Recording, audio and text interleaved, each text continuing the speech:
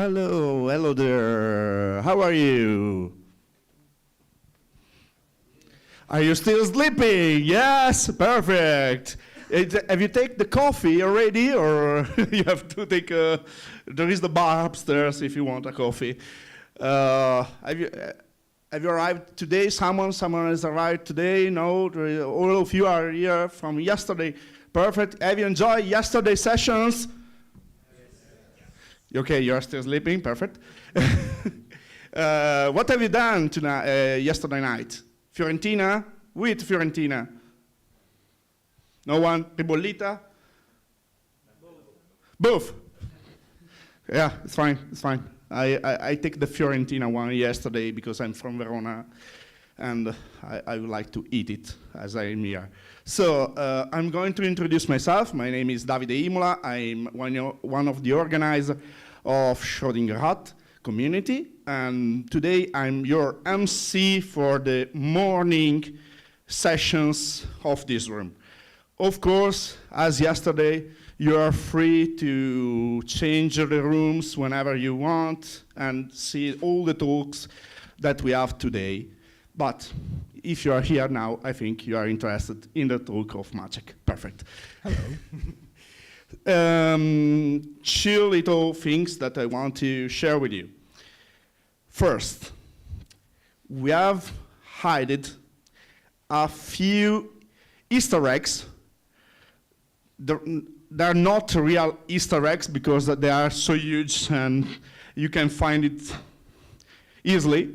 Tiny little post-its you can find that are hidden around here or in all the rooms in this floor. And if you find a sticker, this sticker, you can bring it to one of the staff and you can win something special, this t-shirt. So if you found a ticket, bring it to us and you have a t-shirt for free. Are you happy? Yes. More, young. Perfect. Other things. Of course, today is the 8th of March, so happy International Women's Day to all of you, because for the online friends and also for the ones in this room. Of course, for the online person that can see, there is plenty of women inside this room. Only one. But it's fine. It's still Happy Women's Day. I'm going to say the agenda, the morning agenda. We'll start with Maciek, is the headless architecture really the future for CMS?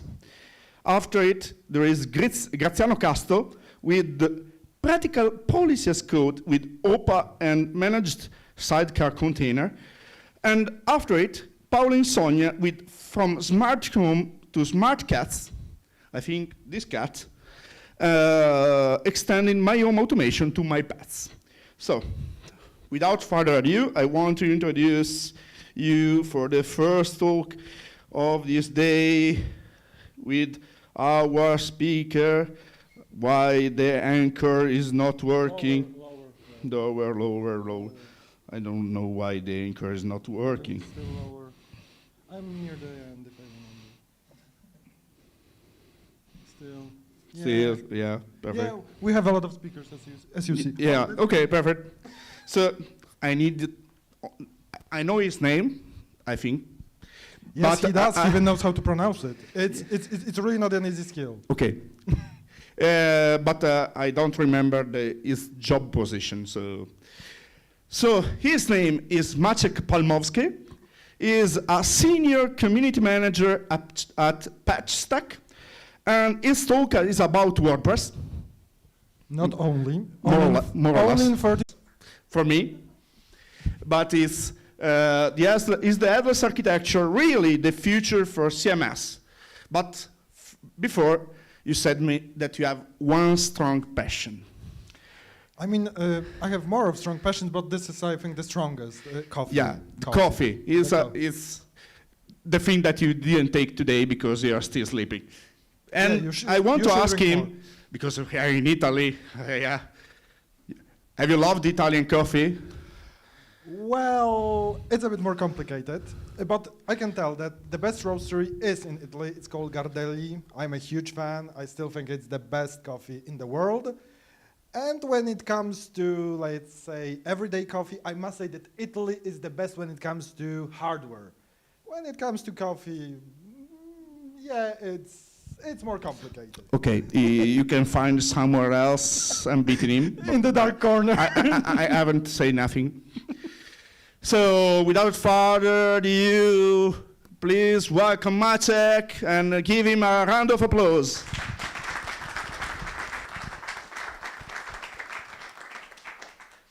Okay, hello everyone. I'm really happy to be here. It's my first time in Italy and I'm really loving it.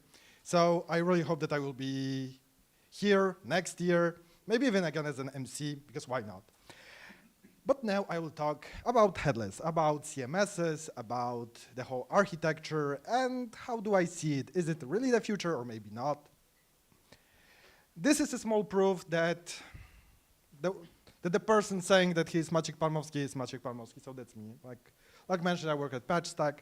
If you want to contact me, here's my email, so feel free. But let's talk headless, because this is why you are here. That's why you woke up so early. This is also the reason why I woke so early, because I have to talk about it, right? So let's start with the definition. I'm almost certain that most of you already know what headless is, but I want to be sure that we are all on the same page, that we defined it in a similar way. So before we talk about headless, we have to talk about the monolith. So when we talk about the monolith, and I will tell from the perspective of CMSs. So imagine that we have an application that takes care of two things. First of all, the lower part, the admin panel. Thanks to this, we can manage our data. We can add posts, add pages, add some taxonomies, whatever. And so thanks to this admin panel, we can manage the data. On top of this admin panel, there is a tightly coupled front end that just shows the data that we just entered into our admin panel. So for example, the things that WordPress does, StateMic does, Drupal, and many others. When we talk about headless, we still have our admin panel where we add all the data, edit it, and manage our media. But the front end isn't coupled with it. It's a totally separate application. Looking at the current trends, in most cases, we will be talking about some cool and trendy JavaScript framework. You know, like Nux, like Astro, maybe Gatsby. Okay, it's not trendy anymore, but you know. But they have to talk with each other in some way. So they need an API. So they can use either a REST API, maybe a GraphQL API, or maybe some other weird method that we just invented just to make them talk with each other. That doesn't matter. What's important is that they are talking with each other. But there is one problem with this example. I mean, technically, it's perfectly correct. But the first time when I saw it, when I started reading about headless, about decoupled, I was like, this is headless? It looks like a monolith with few extra steps, because really this simple example is in a way horrible. Because like I said, technically it's correct, but it doesn't show any advantages of headless, because like I said, there are just a few extra steps to have almost the exact same result that we had with the monolith. But the truth is that headless starts to shine. Maybe I will move around a bit. It will be funnier. Headless starts to shine a bit when we have some more advanced examples. For example, like this. So imagine we have one CMS that manages not only our main website. Part of the content from the CMS is also in our mobile app. Also, we have a huge collection of landing pages. And every time when we will change something in the About section, it will change on every website that is connected with the CMS. So the management of it it's much easier.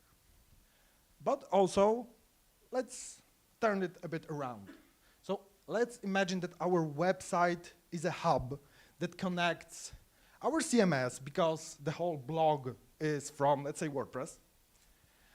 We have some weird database of, let's say, our public speeches that we, for a reason, keep in Notion, because why not? It has an API.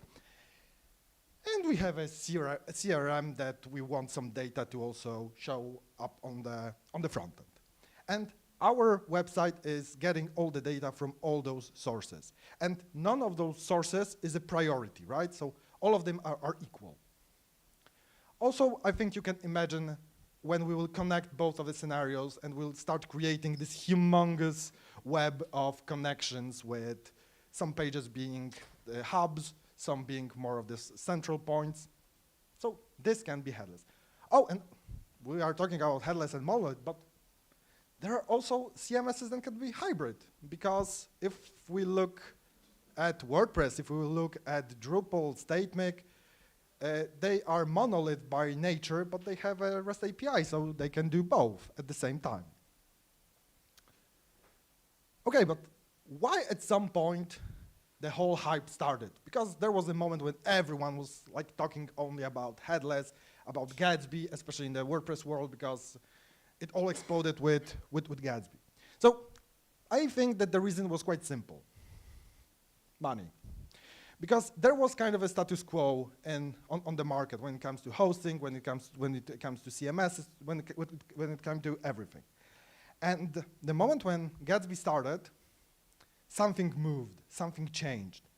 Venture capital started investing in everything that had headless in it, and then started appearing Netlify, Vercel, Next, Astros, Nux, everything. Everything started appearing, and because they had a lot of budget, they were able to sponsor a lot of events, a lot of articles, and at some point when you were reading all those technical blogs, you could find something like this. What is headless WordPress and why should you use it? Netlify, top reasons to go headless, performance, security, and things like that.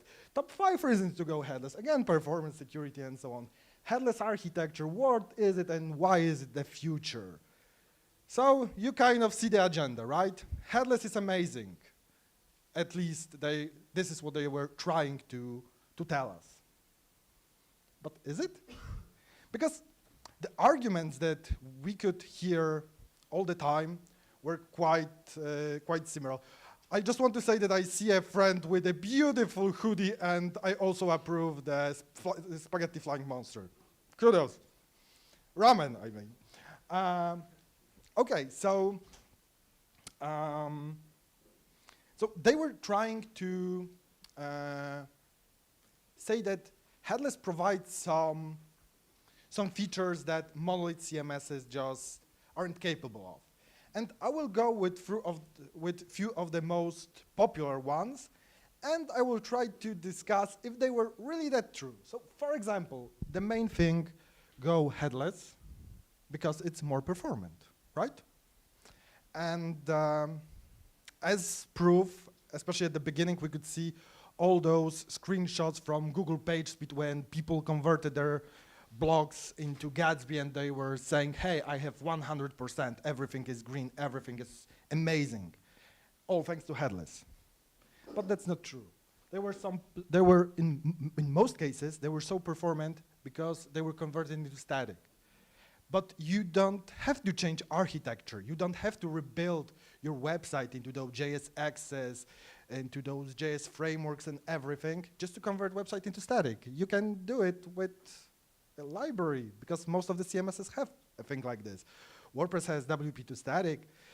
StateMake has the SSG library. Kirby has one. Drupal, everyone has one. And we will just save page after page to HTML without spending time into rebuilding this into some framework and learning sometimes new language, learning new quirks that comes with it. Also, let's remember, even if we'll go with server-side rendering and we will be constantly asking the API, it's not that API are in some magical way more performant than a normal query to a database. I mean, sometimes they might be, but because we are asking for a better query or we are just asking for more data. But it's not magic, it's just the fact that finally we started asking our website the right questions and not ask for a lot of data that we didn't use. So, and I'm not saying that headless is less performant. It's just the same, because in most cases we are using the same data source. So in short, it's not more performant just by nature. Another thing, security and maintenance. I come from the WordPress environment, so I know a lot about security problems and maintenance problems, because it can be a hassle. So when I started reading that headless might solve these problems, I was like, okay, that's interesting. Because the performance, I knew that it wasn't that simple, but this maintenance, okay, I'm interested. But again, static helps. It's quite difficult to hack HTML, right? I mean, until you don't have direct access to FTP or something like this, it's quite difficult. There are much less attack vectors. So in general, static is safer.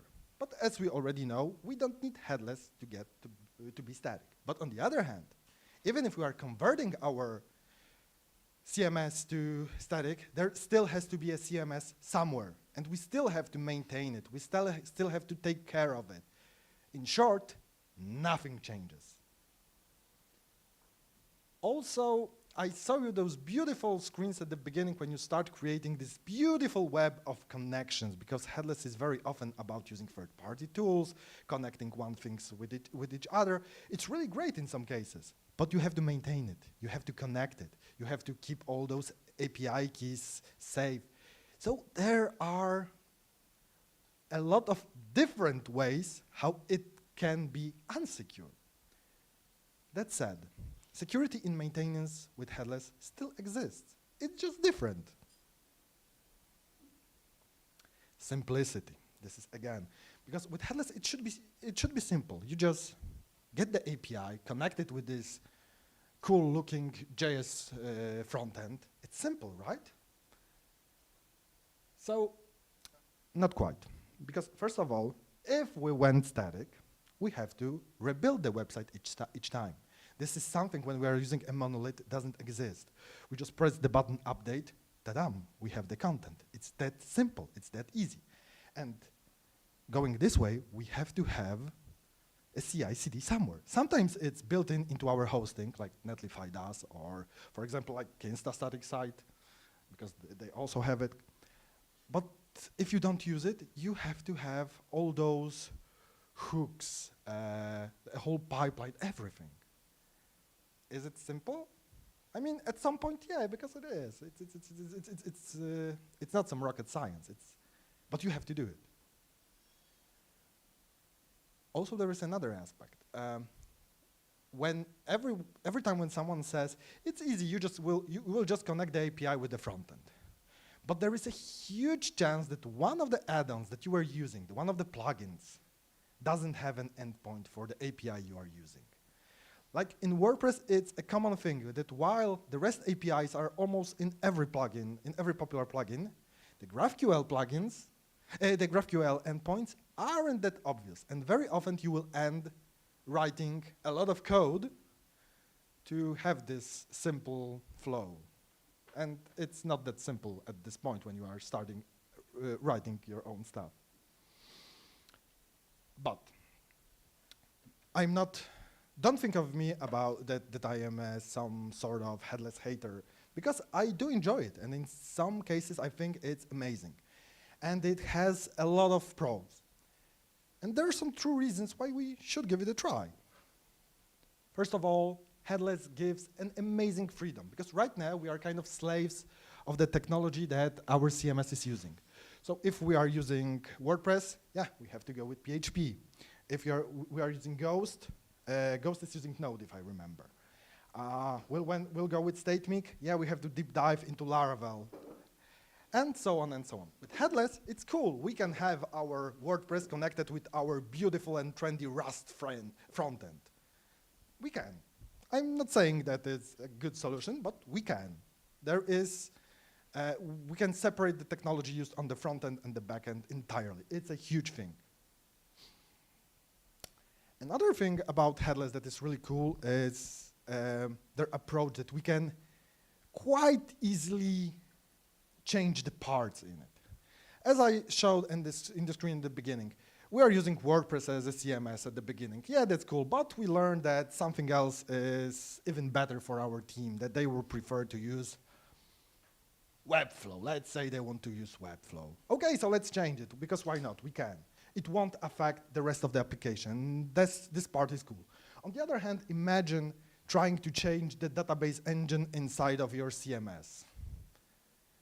I mean, in some of it, it's quite easy. For example, if you are using StateMic, because Laravel is quite simple and when it comes to transforming one database type to another. But switching to Postgres in WordPress, I'm not even sure it's possible. Scalability. This is also a very interesting aspect. And again, CMS differ. So some CMS by nature are more scalable than others. But especially if we look at those those older CMSs, WordPress, Drupal, Joomla. Is someone using Joomla still? Good answer. Perfect answer, really. But thanks to headless and the fact that we can divide our application into, let's call it sub-applications. So we have blog here, someone as another application. Scalability is much more flexible. Also, many JavaScript frameworks give us different types of how we render content. We can change some part of our website to be static. Only parts of it will be dynamic. So we have much more opportunities to scale our application. It doesn't mean that like I said, it doesn't mean that it's more performant, but it's easier for us to grow it. Developer experience. This is one of the most amazing things about headless, because again, if we'll go back to the WordPress example or Joomla example, because it's even worse. No, let's say with WordPress. WordPress gives us a great user experience. I mean, most of people who are using WordPress are used to it, understand how it works, so they would like to still use it. For many developers, working with WordPress is a nightmare, and they would do everything not to use it. Thanks to headless, we can have both. So we can have our new shiny framework. We can have Astro on the front end, right? It can be amazing. How many of you are using Astro? Carlo, you have to do your thing. Yeah. But our users will still have WordPress on the end. So for them, the experience won't change. It's a win-win situation. But there are a few, if you decide that, yeah, maybe let's think about this headless, there are some things about which we have to remember. First of all, and this is the most important part, remember, it's just an architecture. It's not good nor bad. It will depend on many things. So if someone tells you, go headless because it's better, no, it's not. By nature, it's not. In your case, maybe with your team, with your application, yes, but by nature, it's just an architecture. When we'll have the more complicated stack, it's better to introduce headless that way, because in those obvious cases, the only group that I think could be interested in introducing headless into their simple blog is, well, us. Because we like to play with new shiny toys and we get bored quite quickly, so we would like to introduce things like this. But in general, in most cases, the moment when you have a bigger team, when you have, when your team differs when it comes to technology they used, yeah, those are the moments when thinking about headless, those microservices, things like this. This is the moment when it's worth to start thinking about it. And this is also a very important aspect about which we often forget. Because we look at CMSs as piece of code that we have to add features, we have to maintain, and that's it. Because in most cases, we don't work using the CMS. I mean, I worked millions of lines for WordPress just to realize I almost never use it. And this is also a very important thing sometimes about introducing headless, because thanks to headless, we can keep the experience for our users the same as it was. So they will still have their favorite CMS. But on the other hand, we also have to remember that sometimes by introducing headless, by introducing some small changes, like for example, the build step, it changes the experience for them. So we always have to, while doing any change with our CMS, we have to think about them, because they are using it much more often than us. So, do you think headless is the future? How many think that it is the future? One? Okay, how many that it's not the future? And how many are for the it depends? Exactly, it depends. It's the best. I mean, first of all, I'm not that arrogant to say that, yeah, headless is the future or it isn't the future. Because it all depends on you, on your company, on your application, on your user. I don't think I will manage talking for 10 minutes. I'm finishing. On your application, on your work style, on many things. This is something you have to think about. You have to be the judge. Is it a good idea to try it? The cool part about headless, you can introduce it kind of gradually. So you can see if it works, or maybe it's just an extra step for many users and it becomes problematic. But it may turn out that it's a huge success in your case. But the fact that so many companies are using it, like Facebook, Google, because they are using all those headless microservice architectures all the time, doesn't mean that it will also work that perfectly in our case. And that said, I want to say thank you. It was a pleasure speaking here. If you want to not only listen about me talking about headless, but if you want to read about it, I have a newsletter. It would be nice if you subscribed.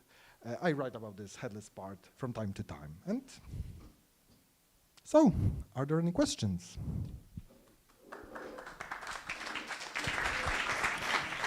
Thank you, Maciek. Thank you. Thank you. So,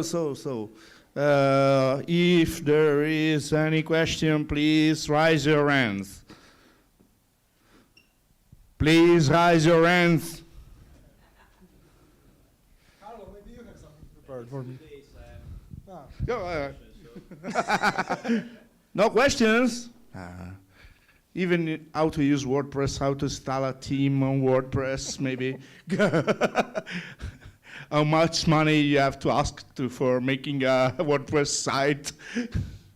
Not even one. That's a good question, to be honest. How much money do you have to ask? I still don't know. I think always I ask too low. It was always too low. I think it's a shiny room, right? I tried to make the thing spicy. Question for a t-shirt? So, no one? I still can throw up the t-shirt, but. I have a question to myself. No, for you there is this one, Maciek. Thank you to be here. Thank you so much. And of course, as you are here,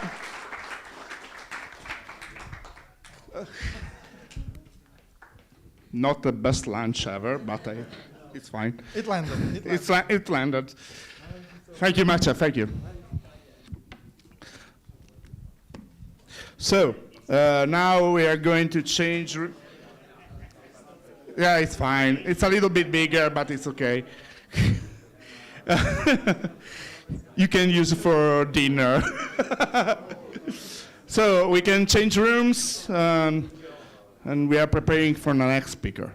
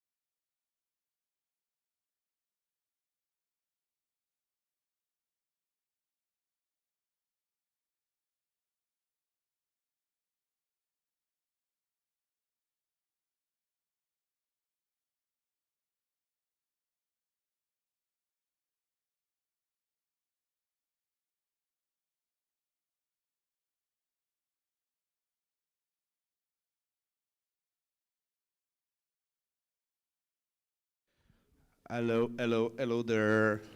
How are you? You like the first talk? I didn't hear you. Are you like the first talk? Okay, you're still sleeping after the first talk. Perfect. Uh, I want one thing. I am asking you one favor.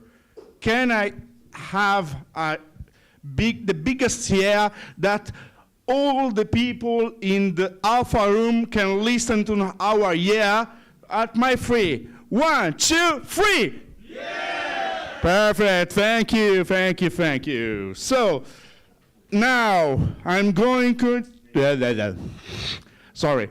I'm going to introduce Graziano Casto. This is his first talk ever. So no pressure at all. He is a technical product expert. I don't know of what. Expert of what? It's fine.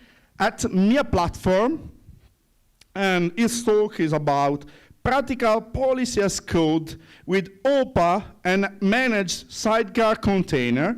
And we are looking at him.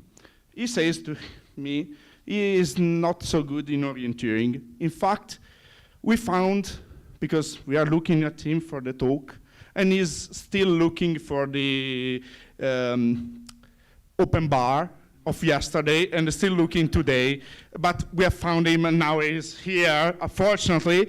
So for his first talk, a big round of applause for Graziano. The stage is yours. Thank you very much, Davide. Good morning, guys, and buongiorno a tutti for my Italian talk, my Italian folks, and welcome to my session. Today, we are going to see different approach to policy management and exploring the world of policy as code. And since we are here to talk about open source project, we will do it exploring two awesome open source project, Open Policy Agent and ROND. Who am I? My name is Graziano. I know it is not the easiest Italian name. You can call me Graz, or if you catch me around the conference, hey, you is enough. And I work in the developer relation team at Mia Platform. Before that, I was a product owner, and before I was a software developer, as I think many of you are. Mia Platform is a product company which brings to the market an internal developer platform builder. And this product helps our customer to build their own EDP to enhance developer experience and increase time to market. Going on, what we are going to see today. The presentation is divided in 3 main parts. The first one is, I know, a little bit boring for those who is already familiar with the topic, but I need to give some definition of what is a policy, what is policy as code means, to have the right context to go on with the other parts of the presentation. Next, we explore what is at its core policy decoupling, how we can implement a policy decoupling approach, and which tool can we use to do it. And last but not least, we will see a practical approach to apply policy decoupling to a simple example of API authorization. Okay, what I talk about when I talk about policy as code. Before start, how many of you listen about policy as code or hear these terms before? Raise an hand. Okay, it's like 50% of the people here.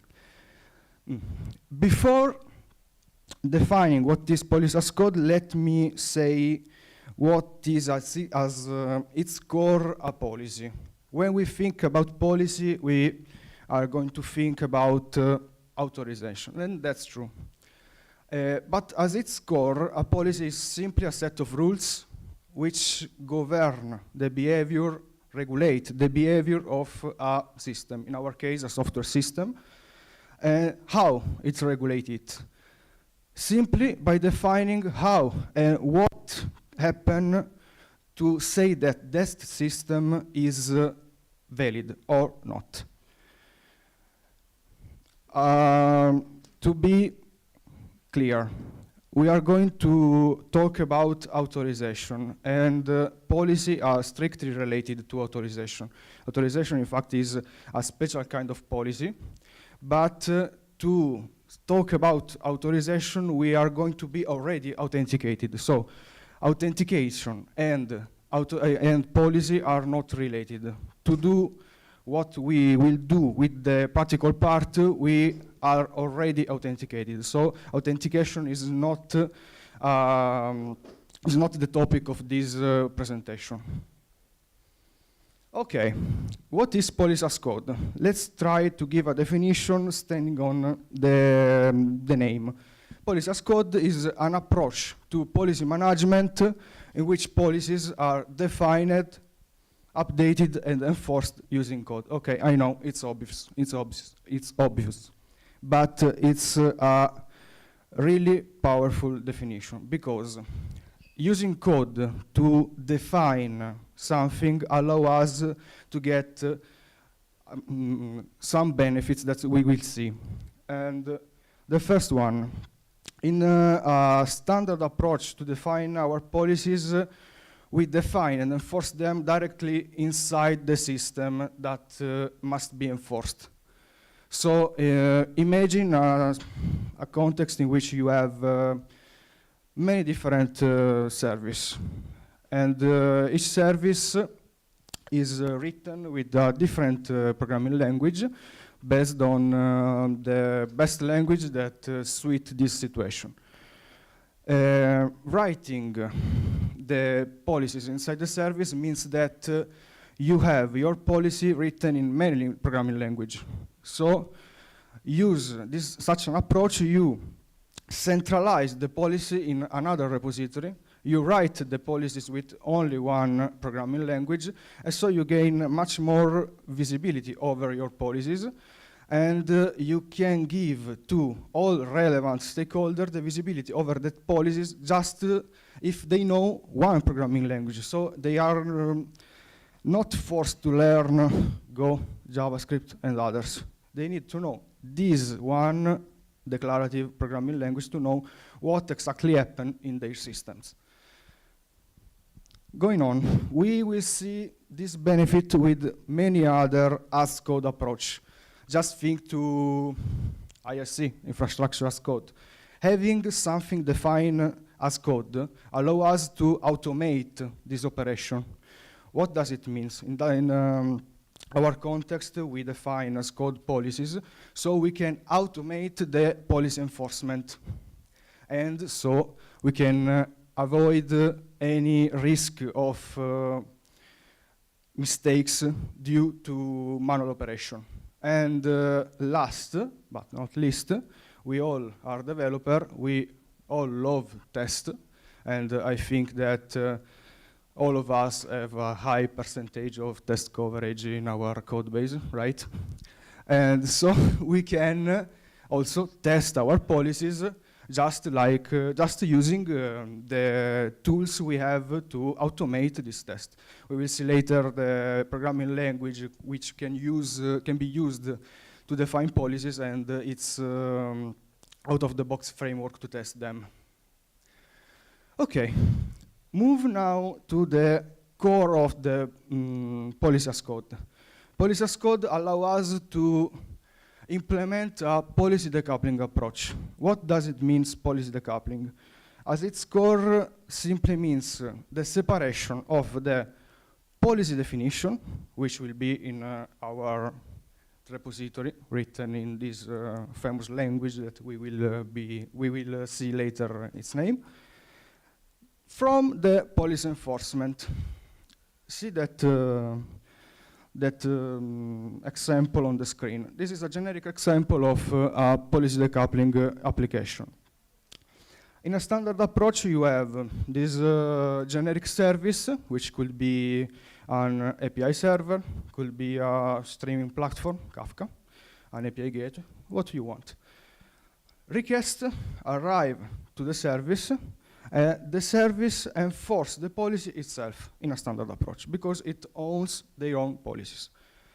With this approach, requests arrive to the service redirect the request to a generic policy agent, which is him allowed to get policies from our code base and enforce them over the request it receives. Just to be clear, you see also data. I know that it is not maybe the most beautiful best practice, but just to let you know how powerful this approach is, just think that with defining policies as code, using this approach, you can also read data from a database and use them to evaluate the request you received.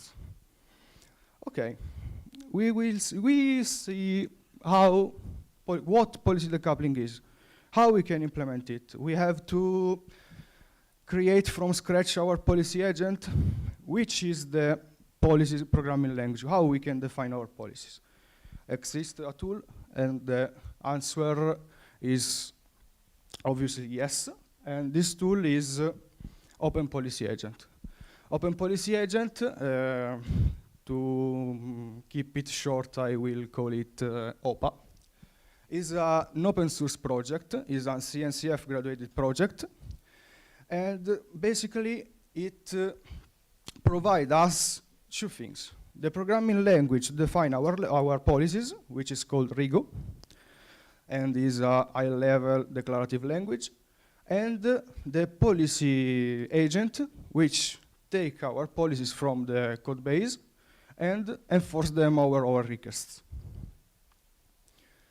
Okay, this is the how Open Policy Agent works. You will see the diagrams on the screen that is the same as two slides before, but we have services that are a list of services that are natively integrated with Open Policy Agent. You can see Envoy, so you can use Open Policy Agent to regulate the behavior of a API gateway. You can see Kafka, and you can see it here, but you can use Open Policy Agent also to regulate the behavior of your Kubernetes cluster, for example. Using, I hope I'm not wrong, the Open Policy Agent Gatekeeper, you, for example, perform ingress validation on your Kubernetes cluster. So it is not a project that is limited to API authorization. This is a simple. This is how a simple Rigo policy look like. I don't go deep explain how it works because we will see later in the example. And okay, we have Open Policy Agent. We know the theory behind policy decoupling. We could start implement our service that is enforced using Open Policy Agent. Yes, we could. But we want to do it in a way that is capable to scale in a context where we could have thousands of users.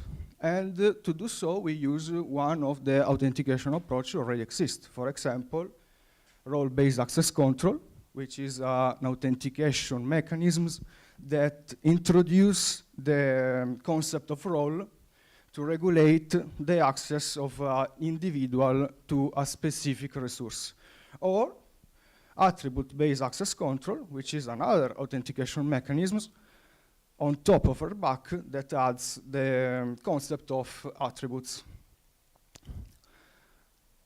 To do so, in Mia platform, we create this project, ROND, that use the Open Policy Agent capabilities. So ROND use Open Policy Agent as a policy agent and use ROND to define policies, but apply the Kubernetes sidecar pattern, and it allows us to do minimal code changes to our project to implement such an approach. And ROND also adds as a building block the concept of role, permission, a user group, and allow us to implement a ready-to-use solution, a RBAC solution.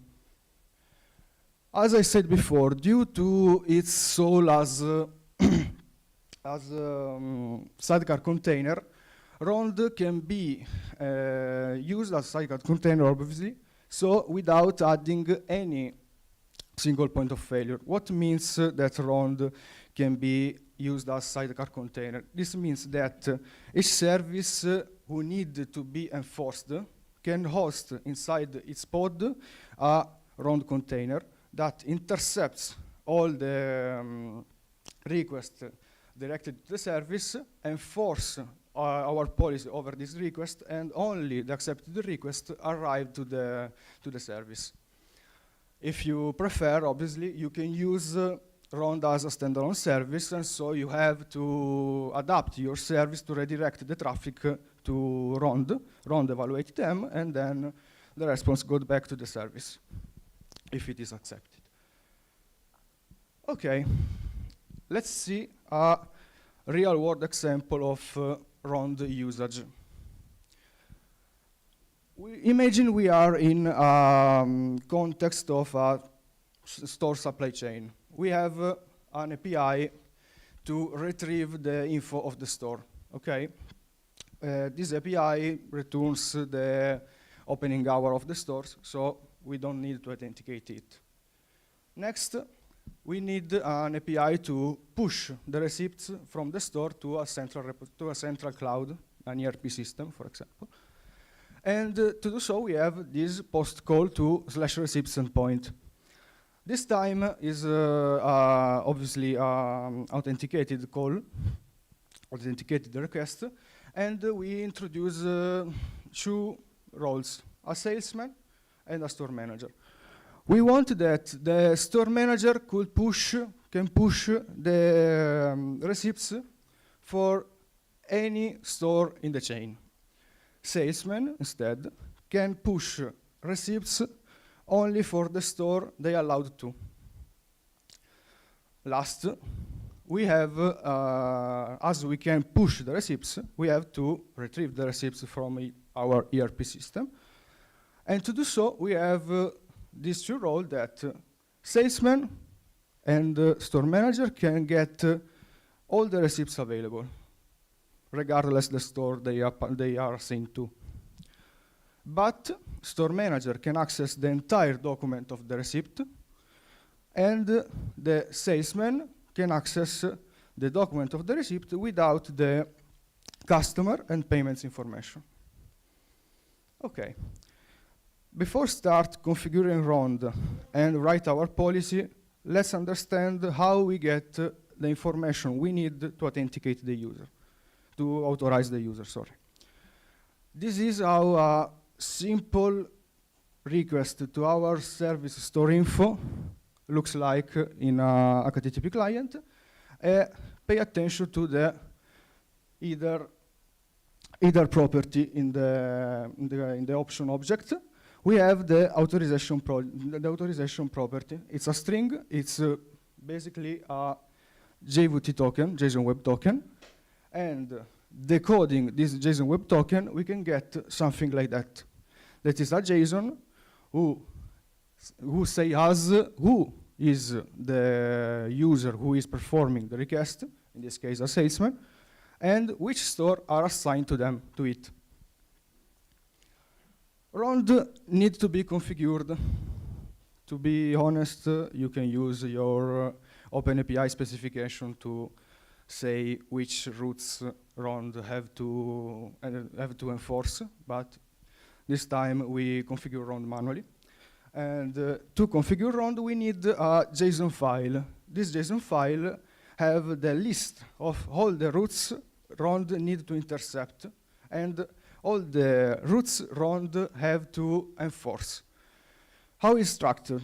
We have our store info route, and inside each method allowed to this route, we have an xround property with a request flow object in which we define the name of the RIGO policy we will use to enforce this route for the specific HTTP method. Okay.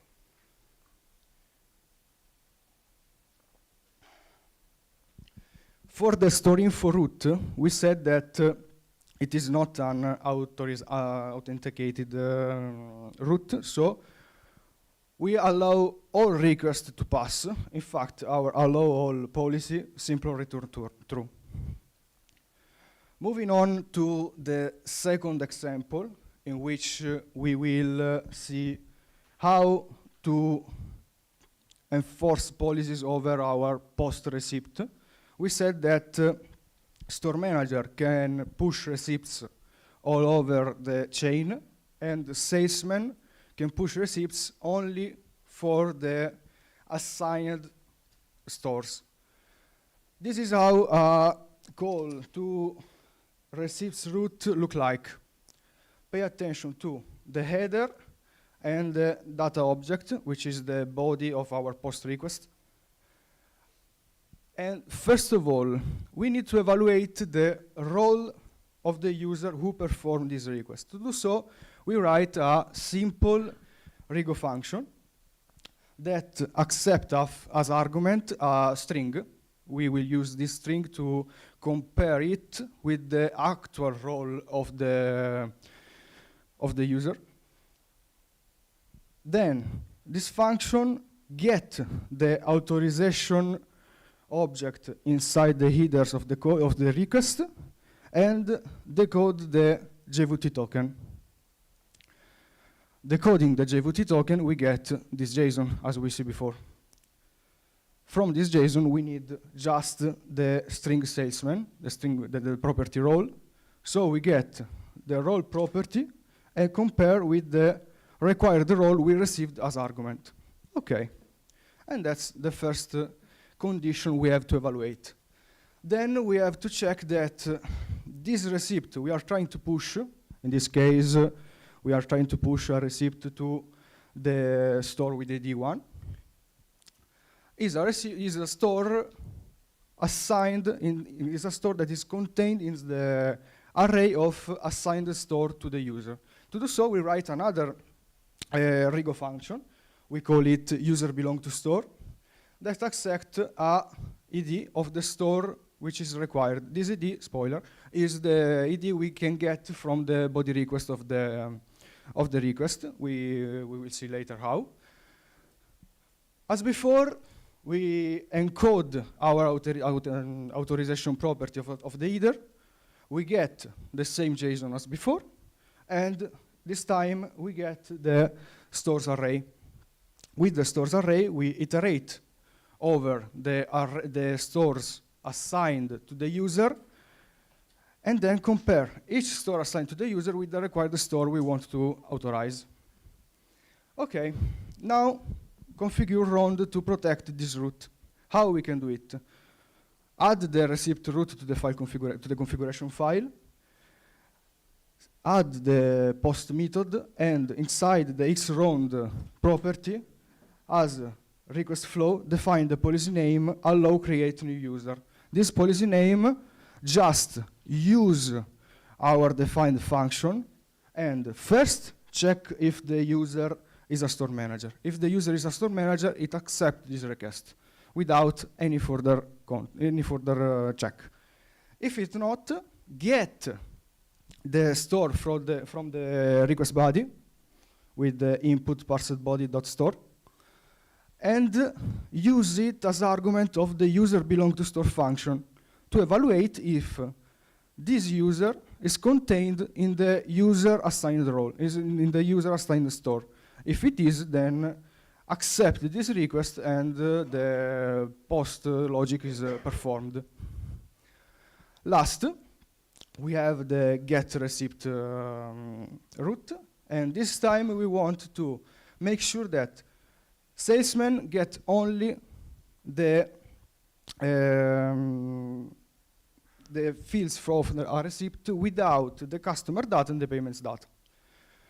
This is how look like this get call, and this is what we get if we don't enforce any rule to this route.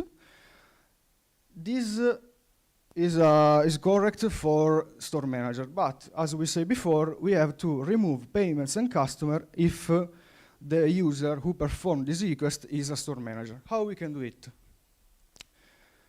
In the receipt object we configured before, add the get method, and this time in xround property we add request flow just to authorize the request, and the response flow to filter the response before returning it to the client.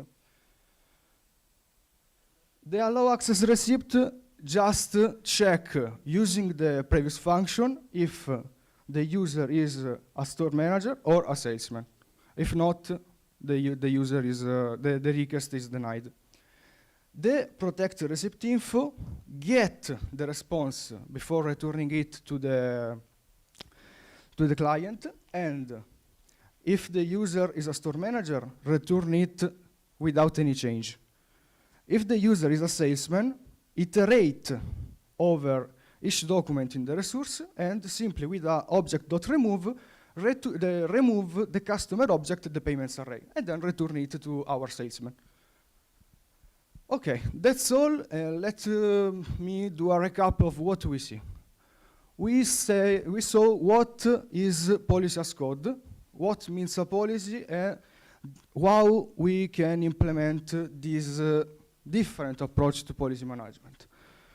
We see Open Policy Agent as a powerful tool that allows us to implement it, and finally, how to implement our airbag solution using Rond without any changes or minimal changes to our code base.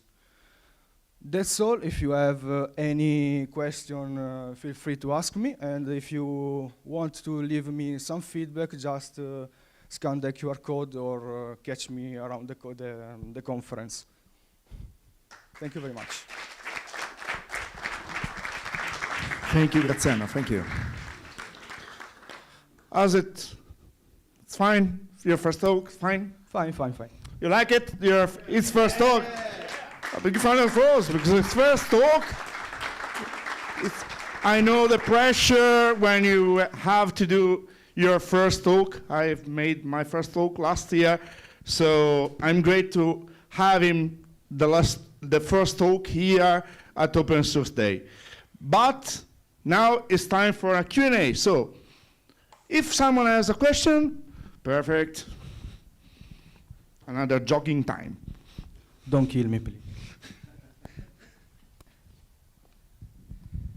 Okay. So what is the difference between Rond and Istio?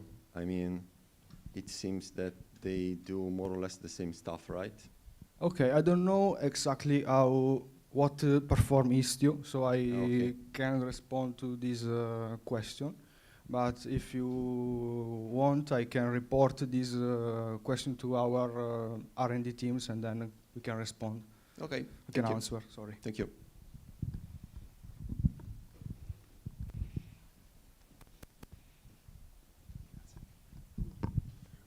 Using this approach and moving out the policies to a central point, how do you manage the code base? You totally remove any authorization logic, or you keep some of them coupled?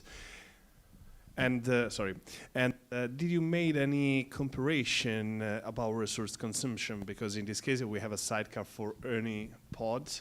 Instead, you are choosing the service approach. In the other side, we have just the code base that is running on its own.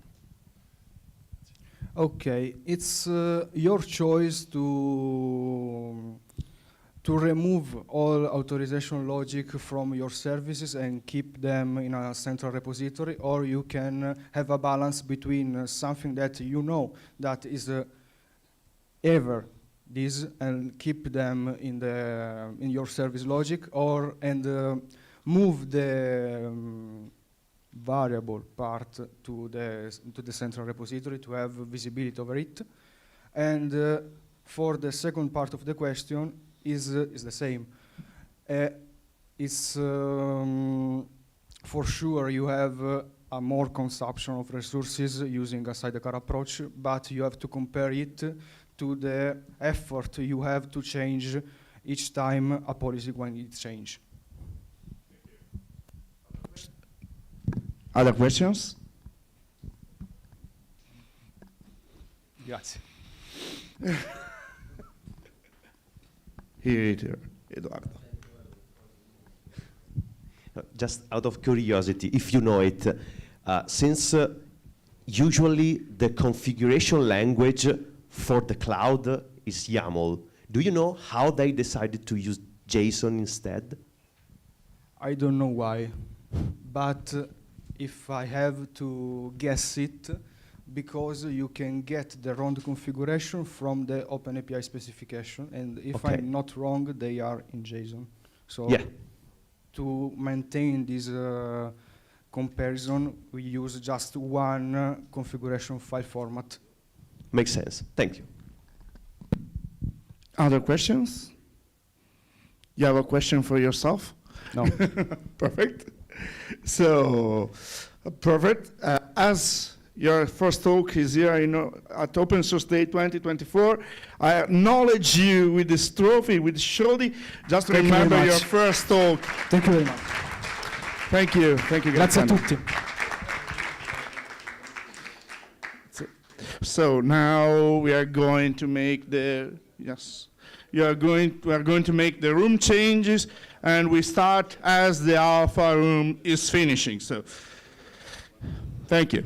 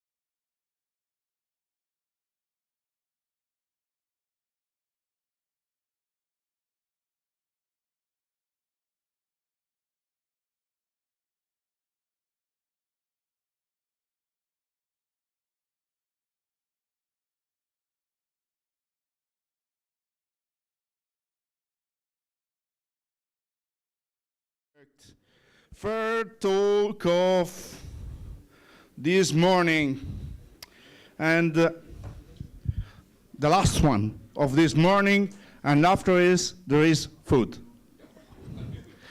I know you are waiting only for food, but you have one last talk to listen, and this is interesting because it's about cats, and we have plenty of cats around here because we are showing a hat, but we have a cat, but yeah, okay. So the speaker of today is Paolo Insogna. He is newly, because it's nothing 1 month, it's few weeks, couple of weeks. Is a Node.js TSC committee member. You use Node.js? Someone use Node.js? Maybe some code of him is currently working your processes at work. Probably broken something in your Yeah. Yeah, probably. It's his fault. So you know how to. Why is it him? It's blame. So his talk is about from smart home to smart cats. Yep. He has maybe 6, 7, or probably 8 cats. I don't know. He's confused about it. He still can count them. And he's talking how he extend his home automation to his pets. And I think it's a funny talk to listen, to hear it. So the stage is yours, Paolo. Thank you very much.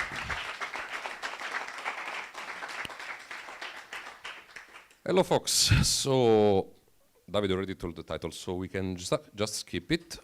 Before getting to the meat, I wanted to introduce Nearform, which is the company that have sent me here today. We are a professional services company, fully remote. We are tons of people, 400 now, and counting. Probably it's already outdated, but I'm too lazy to update it, so 400 and plus. As you can see, many countries, many customers, we like to brag, many engagements, a lot of experience. I'm not the only TSC, we have a lot of TSC members in the past. We still have a lot of contributors now or alumni of Nearform. And parts that which you really care about is that we are always looking for new talents, and Italy is one of our main funnels. So if you're interested to work for a very nice remote company, talk to me at the end of the stage. Or eventually to Marco, which is supposed to be here but is missing. I will chat with him about it. Bad person. Anyway, I say I'm gonna listen to your talk. Can you see him? I don't. So whatever. Let's move on. So, like David say, no automation, no party. That's the gist of today's talk. You can actually leave, but that's actually a problem for several reasons that I will show you later. I'm not going to reintroduce myself, but I just have a question for you. For the person that never met me, never know me, never saw my talks, where do I come from? Go for it. Come on. That's fine. You're justified. What about you, Fox? Go for it. Where do I come from? Come on. Okay, which city? You know me, man. Dude, that guy cheated, for the record. Yes, I come from Campobasso, and for non-Italian people, for the record, the reason why I'm asking them is because they pretend that our region simply doesn't exist, because we are so non-meaningful for the rest of Italy. They joke about, they don't know where you are, you don't exist, there is just sea over there. That's why. So, that was an Italian joke, forget about it. Yes, but come there. You gain 5 kilos and much happiness. So come visit me, okay? These are my handles. I just redesigned my website, so if you take a look and see how horrible the design is, I would be great, please. And you can find them online on Shogun Panda on GitHub. I should update the icon, but once again, I'm lazy. P_Insogna on Twitter and Pinsogna on LinkedIn. Anytime, ping me. Okay, we finally get to this matter. So, in the recent years, a lot has changed in our lives that we don't even realize, especially if you are way younger than me and few people here, basically. But basically, it's very uncommon that networking is everywhere. 10 years ago, internet was not as available as it is today, and don't make it start about 20 or 30 years ago. And in our Western countries, most of us have a smartphone. So you remember the quote, there is an app for everything, right? For 2007, if I'm not mistaken. And if you connect the two things, of course, you get to the ideas that why don't install a network chip pretty much anywhere, even when it's supposed not to be there, for instance, smart rings, to give you an idea. And Internet of Things was just a matter of time because you can literally automate everything you have. And that comes to the matter of today. As my bio says, I'm literally surrounded by lovely chubby cats, so that's how we keep them up. If they're not chubby, we don't consider them for adoption. They must be chubby with a very huge belly. So these are few of my cats there. And the things that I deeply love these fellas a lot. I love this fella. I love being surrounded, climbed by those things, basically. They just love to mess with me. And the problem is that in this world, there are basically three types of people. So raise your hand if you belong in one of these categories. People who worship cats, raise your hand. Okay, good percentage. So you will enjoy this talk. Go for it. There are people who are fine with cats. Raise your hand if you fall in this category. Okay, this probably means that you're here for the home automation part. I can still live with it. And there is the third one.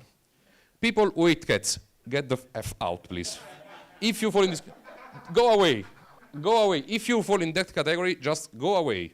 I don't want to mess with you, but go away, please. Anyway, that was a joke, kind of, but I'm serious. Please leave. So here's the thing. Since I'm an engineer, I have, of course, to actually raise your hand if you agree with this sentence. In our profession, we love to control everything, even despite of programming. Raise your hand if you agree. Okay. So you get why I started automating their lives. Why not, right? So they just think about eating, go for there. And also, I had to do that also to save my mental health, because the problem was that my wife kept collecting new cats. So you keep adding new cats and new cats. So we moved to the new house. We just had one cat that we will see later. And in 1 year, we had 6 cats, like you said earlier, in just 1 year. So I have to do something to maintain my mental health during the daily routine. Now, I have to make a little disclaimer about this. In this talk, I'm going to mention many brands, many devices. I'm going to say that some devices are good, some are bad. But the thing is that I'm not advocating pro or against any brand. Nobody knows I'm here. Fun fact, the other time I gave this talk, one of the brands were actually in the audience just by coincidence. And it was one of the, they are very good, luckily. But they don't know I'm actually here. And so whatever I'm saying is my personal, oh, here you are, you're late, dude. Basically just my very personal opinion. And also, personally, even in the sense that these devices, when I say are good for my personal use case, not in general. I'm just saying, for me, are good. For you, might be different devices, okay? And let's start. First of all, say hello to Brie. I will introduce him later. One thing, remember, we have a game today. So remember all my cats' names. He will come up later, just saying. It's not a coincidence that I actually wrote them down. So, Brie, it was the very first one. Fun fact, he's actually an American cat. We adopted him in 2012 in California. He's actually a domestic short-hair American cat. And he was weighing like 6.5 kilos. So he's pretty, as American, he's big. How the home automation fairy tale started in my house? Well, with the home alarm system, which the thing is that is not just an alarm system, it's a huge automation system. Is from the company Xenia, which is an Italian company based in Pesaro in Italy. And it has a comprehensive solution with every kind of device you can think about. And believe me, these guys are insanely cool. Their system is very, very cool, extensible. nice API, nice SDK. They're doing an amazing job, and it just works perfectly fine. They're very, very nice. And the thing is that their protocol is based on WebSocket. So as you can see, it's pretty easy to extend it. Is widely supported because it's what they use in their API and in their application, in their app for the iPhone. So they support this WebSocket. They have a documentation.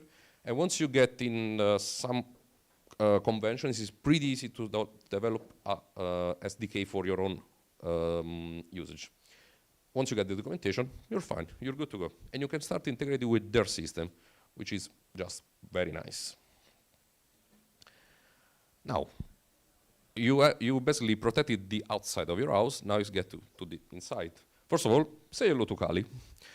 For the record, this lad is missing in action. I have no idea where she is. I know she comes back home, but he's missing for several months now, unluckily, due to snow, whatever. Come home, please, if you can, eventually. But what is the idea here? We have to optimize the climate control inside the house. In my house, I have, which is a standalone house, it's not an apartment, it's basically a full villa. Basically, we have two devices. The first one is a water pump, heater pump, basically, electric, since I have solar panels, and is a Panasonic Aquaria device, which can either heat in the winter or cool down your house with with pavement heating, which is, if you have to ever build your house, I strongly recommend it. It's just amazing. You basically can heat your house just by going by 40 degrees rather than the 70 required by the usual water system in Italy. So just a recommendation. As a secondary heater, since I live in the coldest city in Italy, for no reason, I mean, Molise is not supposed to be so cold, but it actually is. So we have a secondary device, which is a Ferroli Blue Helix heater, which is fueled by gas. And actually not even the metano gas, but actually the GPL gas, because I live outside of the city, whatever. But this little fella here, even though there is an Italian name, Italian manufactured, the cloud system is connected to a CDN in China. So I literally gave up here and integrated with my devices because it's completely sealed. I give up there. I just give up because, no, please. Anyway, how do we control those devices? First of all, at very first attempt with Panasonic, I tried to use their service website API. I tried to sniff them. And I found one of the most amazing, in the worst end, obviously, API I ever found. I was actually able to integrate with them after a long struggle, but then their quality of service killed me forever. So I say, you know what, I'm done. No, that's nothing I can live with it every day. But luckily, I made the search on GitHub, and somebody hacked their firmware. And now we have a local firmware that just uses the MQTT protocol locally. So I'm not on their cloud anymore. I just talk locally. Easy. At the end of the day, for the water pump, I don't have anything to do because the pavement heater is supposed to be put at a steady temperature all across the day. So I just read it, but I never actually act it. I just want to know the temperature of the house. I'm done with it, and that's fine. At the end of the day, I'm eating a 300 square meters house with electricity, right? Shall I buy a power plant? First, actually, say hello to Cleo. Anyway. Now, shall I buy a power plant? Let's see. Question for the audience. And don't make me mad, please. Who gets the quotation on top? Please. Please, somebody. Come on. Grazie. Thank you. Last time, nobody got it. Really. We are too old. Don't make me say that. Nobody said it. So that's an Italian 80s cartoon with a giant robot, that Entree, for whoever knows that. Anyway, doesn't matter. It was just an Easter egg, and last time I was very disappointed by this. But anyway, what happens? In my house, I have solar panel on top, 18 kilowatt power, and basically was able to decrease my power electricity bill by 66%. Period. So that's very, very huge. And I installed a Fronius Primo inverter in order to basically get this electricity. And this guy is amazing. They just expose an HTTP API, connect to your local IP, make a request, do whatever you want. Done. Easy. There is the documentation, the smoothest integration ever. Nothing else to do really here. And eventually you might say, but you still use gas to move, right? And anyway, say hello to Freya, she's no longer here, unfortunately, but she was amazing. She was just amazing. Not really. I don't use a gas because I have a Tesla. I mean, I'm an engineer supposed to have a Tesla, right? Probably. Probably. when I say people, oh, I have a Tesla, oh, of course you have a developer. Well, there is no correlation to that. They are very good cars, but it's not related to part that I have a Tesla. But whatever. And for the record, I should add a new slide about the Tesla because I made integration with my house for the Tesla. I will add it later for whatever. Anyway, I got a wall box in my house in order to charge my car at home with 7.4 kilowatt due to my system. So the ABB Terra AC wall box is pretty cool. It's very, very good one.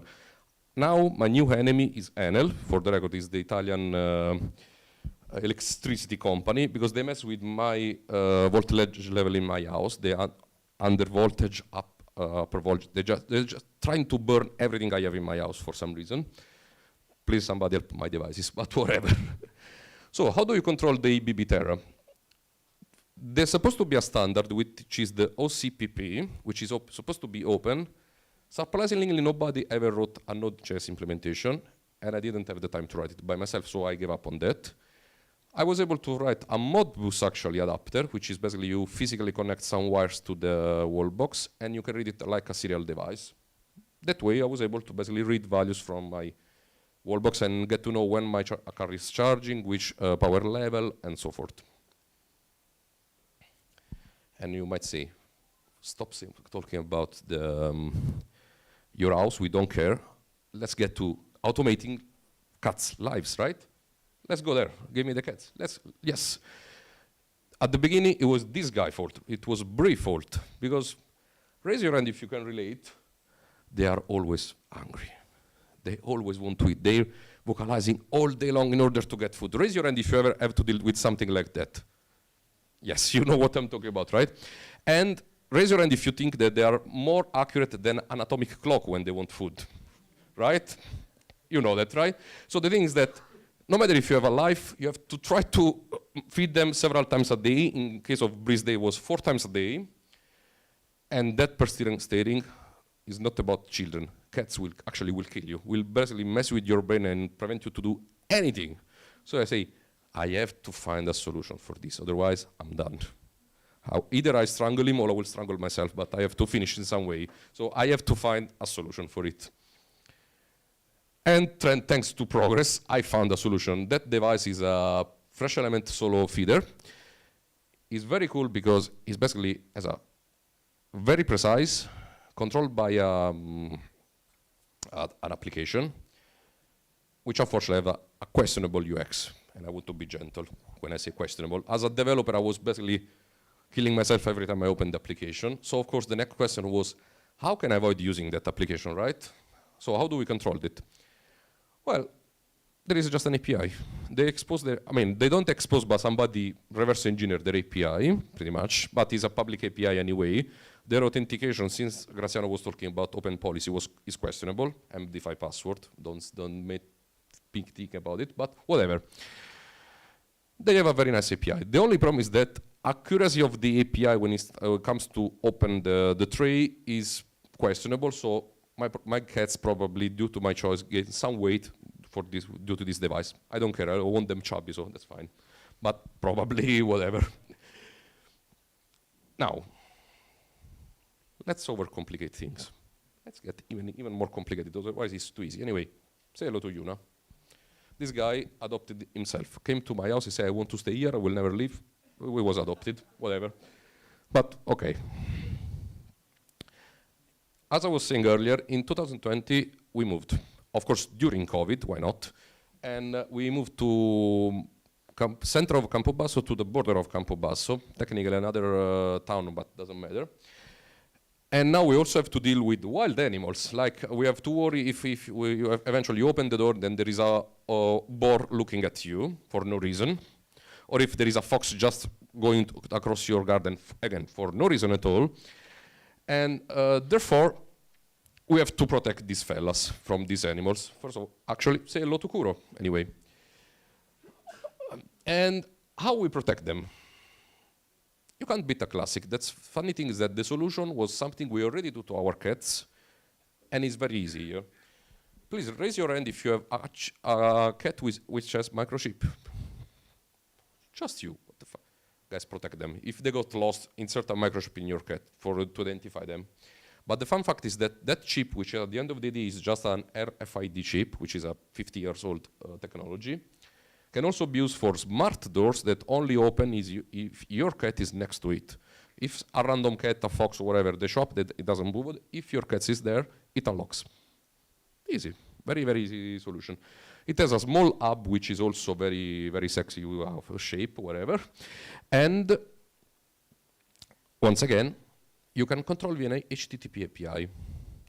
In this case, actually, the API is not supposed to be public, but it turns out that their application for the iPhone and probably for Android is a React Native application. So it has an HTTP API. Somebody sniffed the website, reverse engineered the API, and now you can not just use the API as usual, whatever. And some people on GitHub also, since they also got lost of the API, which is, to say the least, is very slow, they're trying to make a custom firmware that will be controlled locally by MQTT. Now, why is that? Think about this. The way this device works is that eventually I open the application. I send an API request to the server. The server sends a message to a MQTT broker on AWS that eventually is listened by my device locally. Think about how much it takes for a message to be broadcasted.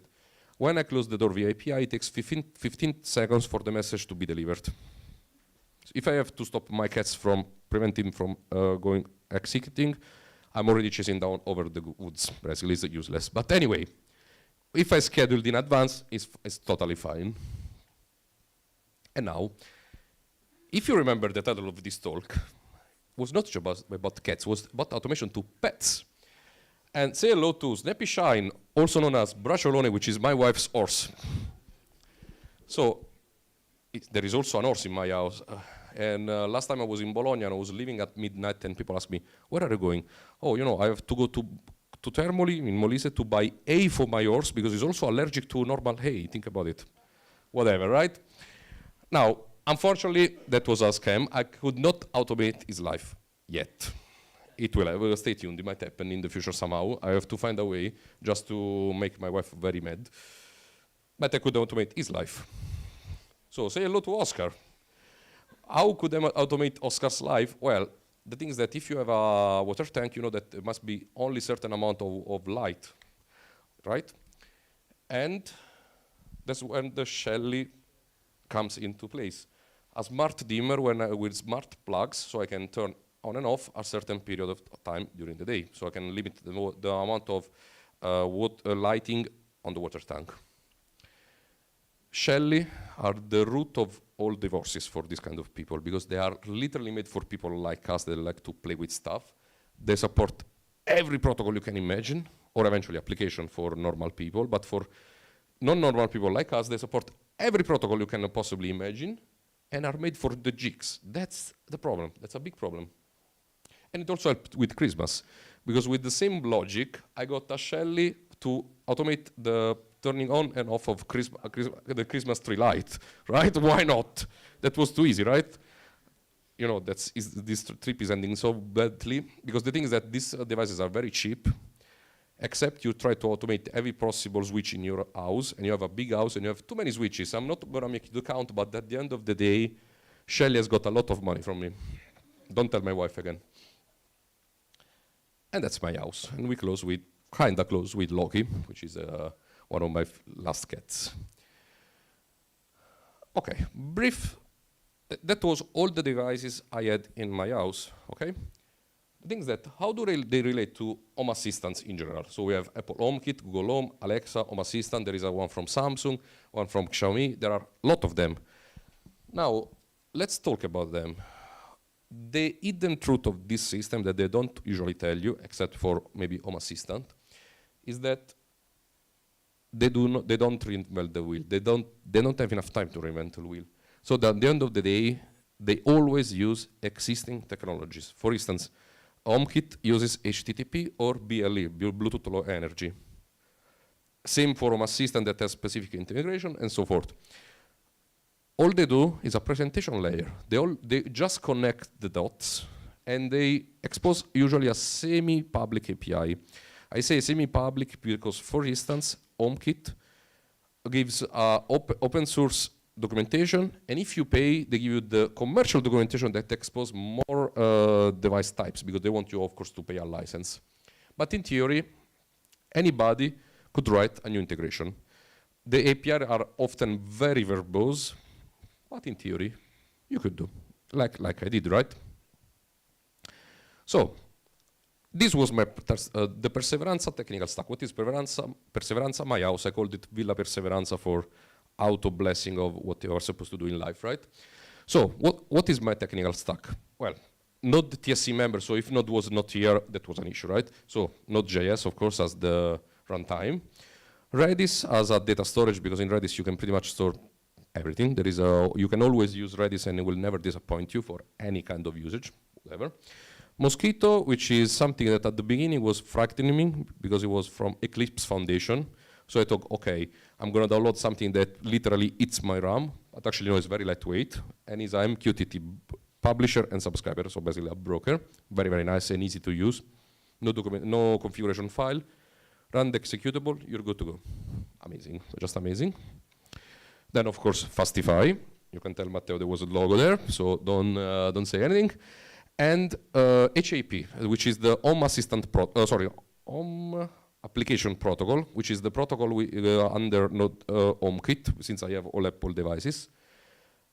At the beginning was Homebridge, which also has a presentation layer. Then I realized that I don't actually need the presentation layer. I just left the protocol implementation, and I do everything for myself. And GraphQL for querying when I want to develop a web UI or something like that, just because it's very easy to use. Now, I'm pretty sure that you want some details. First of all, say hello to Mora. Anyway. No, I'm not going to give you any details. This talk is an entire scam. You're not going to see any single line of code. And I tell you at the end of the talk, obviously. No, actually, there is a good reason for that. In this project, first of all the code is a private repository, so I literally have nothing to show unless you catch me outside. I can eventually show you on this laptop. But for instance, Luca asked me and I say, why can't I show you anything to the audience? Because it's ton of lines of code there in order to connect all these devices. And also, it's completely opinionated code. You probably won't like how I split them. Some choices that I made, because it's not meant to be generic code. It only suits my case and might not work for your case, like I said earlier, for devices. That's the problem. And lastly, you are developers, you know how to deal with APIs. Please don't be lazy. Come on, do your homeworks, okay? You can do that. That's nothing common, more than calling an API and storing the data somewhere. Now, let's play a little game now. We finally go to the game area. What is her name? Raise your hand. Come on. Close. Nope. No? No, you actually got it wrong, but not with all the letters. Who said that? Yes. That was clear. You won a shirt, right? Yes. Yes. Round of applause, please.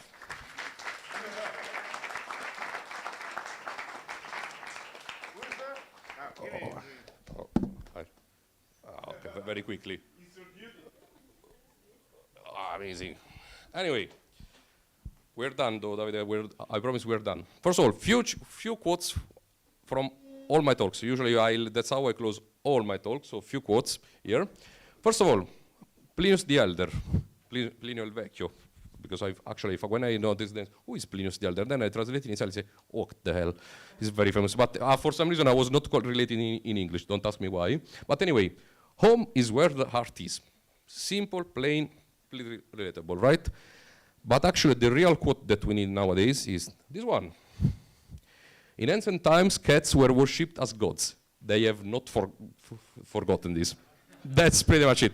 Terry Pratchett always get it. We know that's true, right? We treat them more than ourselves. We have better food than ourselves, and so forth. You know the deal, how it works.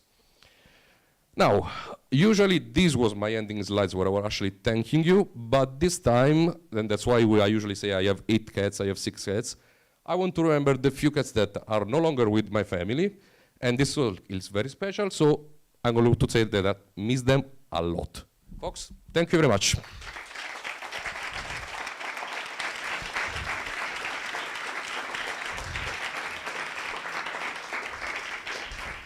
Thank you, Paolo. Yep. So, we have room for questions now.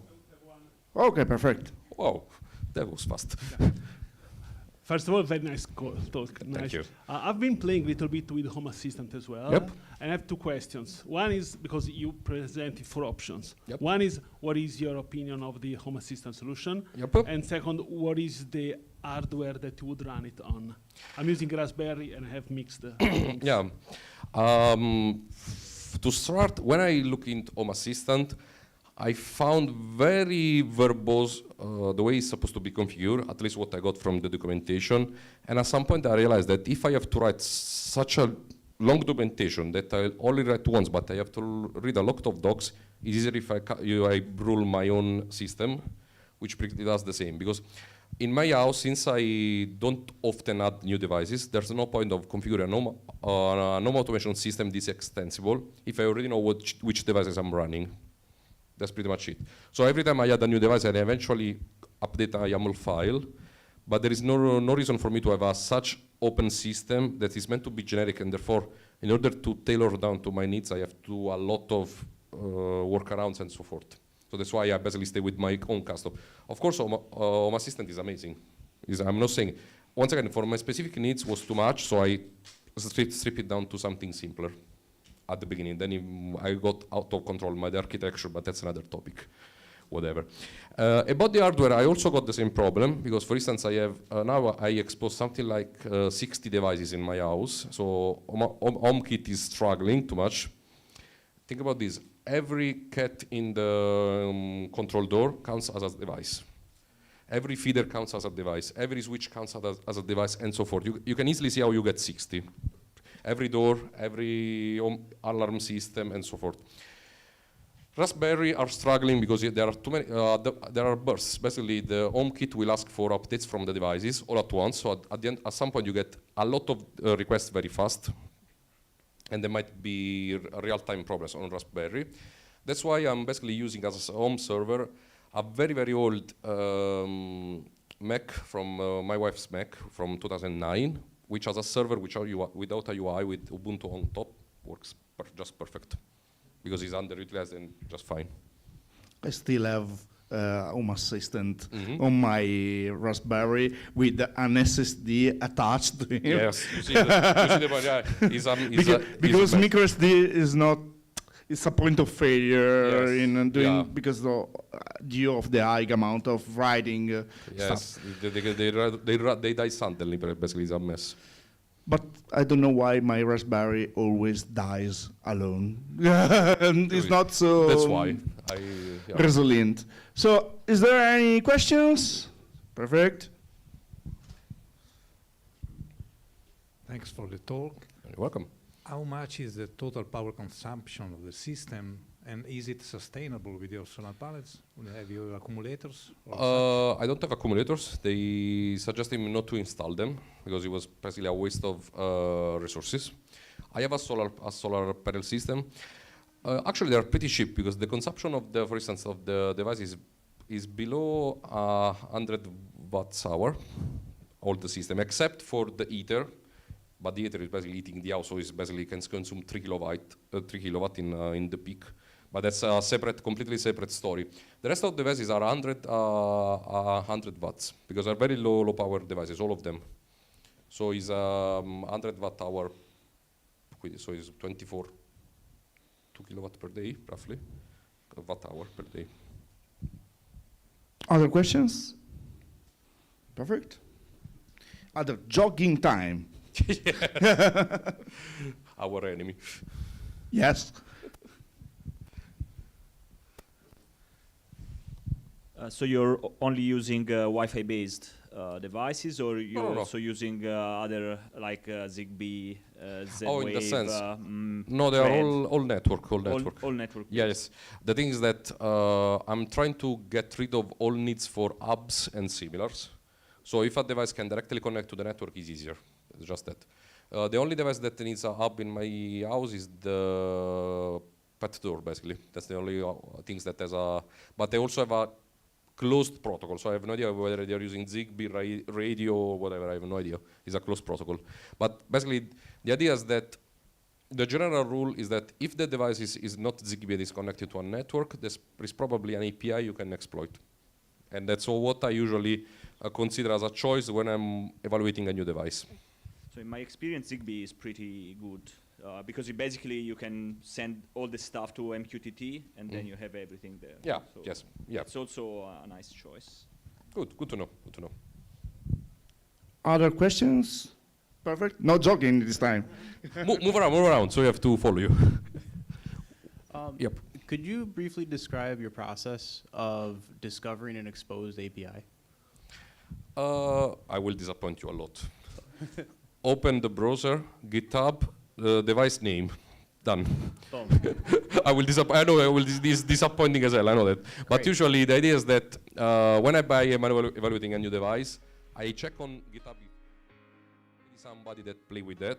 If there is somebody, I look at their documentation, or even sometimes, for instance, they have an integration in another language. But if there is an integration in another language, I know that at the end of the day they are calling some API internally. So I basically read their source code. If I see that it's pretty easy to use, I buy the device. Cool. Thank you. That's it. Other questions? I don't see any Anybody? Oh, amazing. hands, I think. So I'm going to, I hope, if I come here and I turn around, I see a man right there. That's amazing. It's just amazing. So no more question, I think.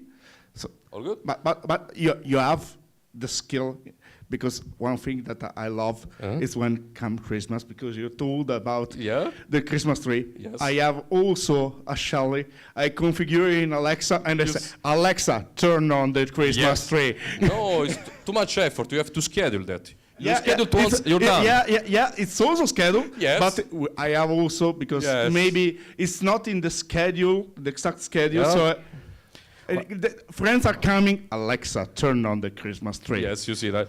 But oh yeah.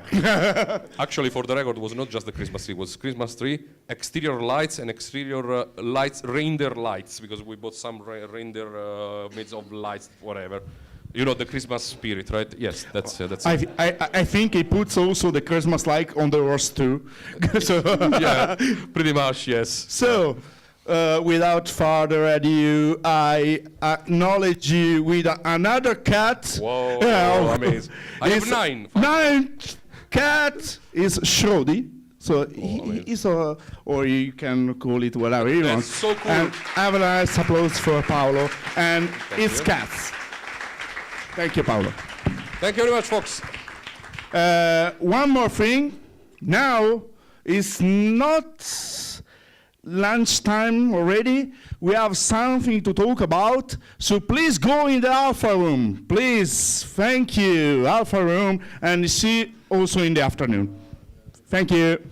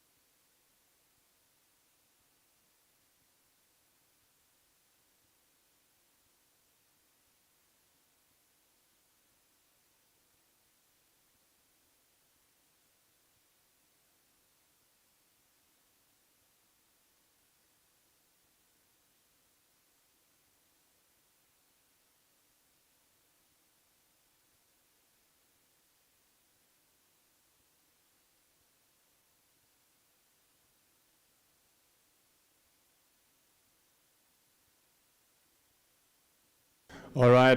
Good afternoon, everybody. Wait a second.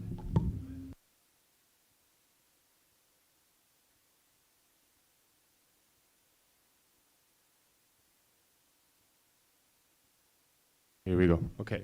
I hope you have a really good lunch. My name is Patrick Retla. I'm going to be your MC for this afternoon. And on this beta track, we're going to have 4 talks. And the first one is going to be by Stefano Fiorucci, Large Language Model for Devs, from zero to your first LLM application. I think if you participated in the OpenAI debate, this talk is going to be a hit. And yeah, I will let you enjoy the talk.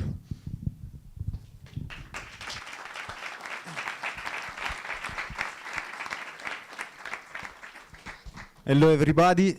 It's great to be there. I was there in 2021 for the first open source day, so yeah, it's great. This is Large Language Model for Devs, from zero to your first LLM application. I am Stefano Fiorucci. I work as a software and NLP engineer at DeepSet.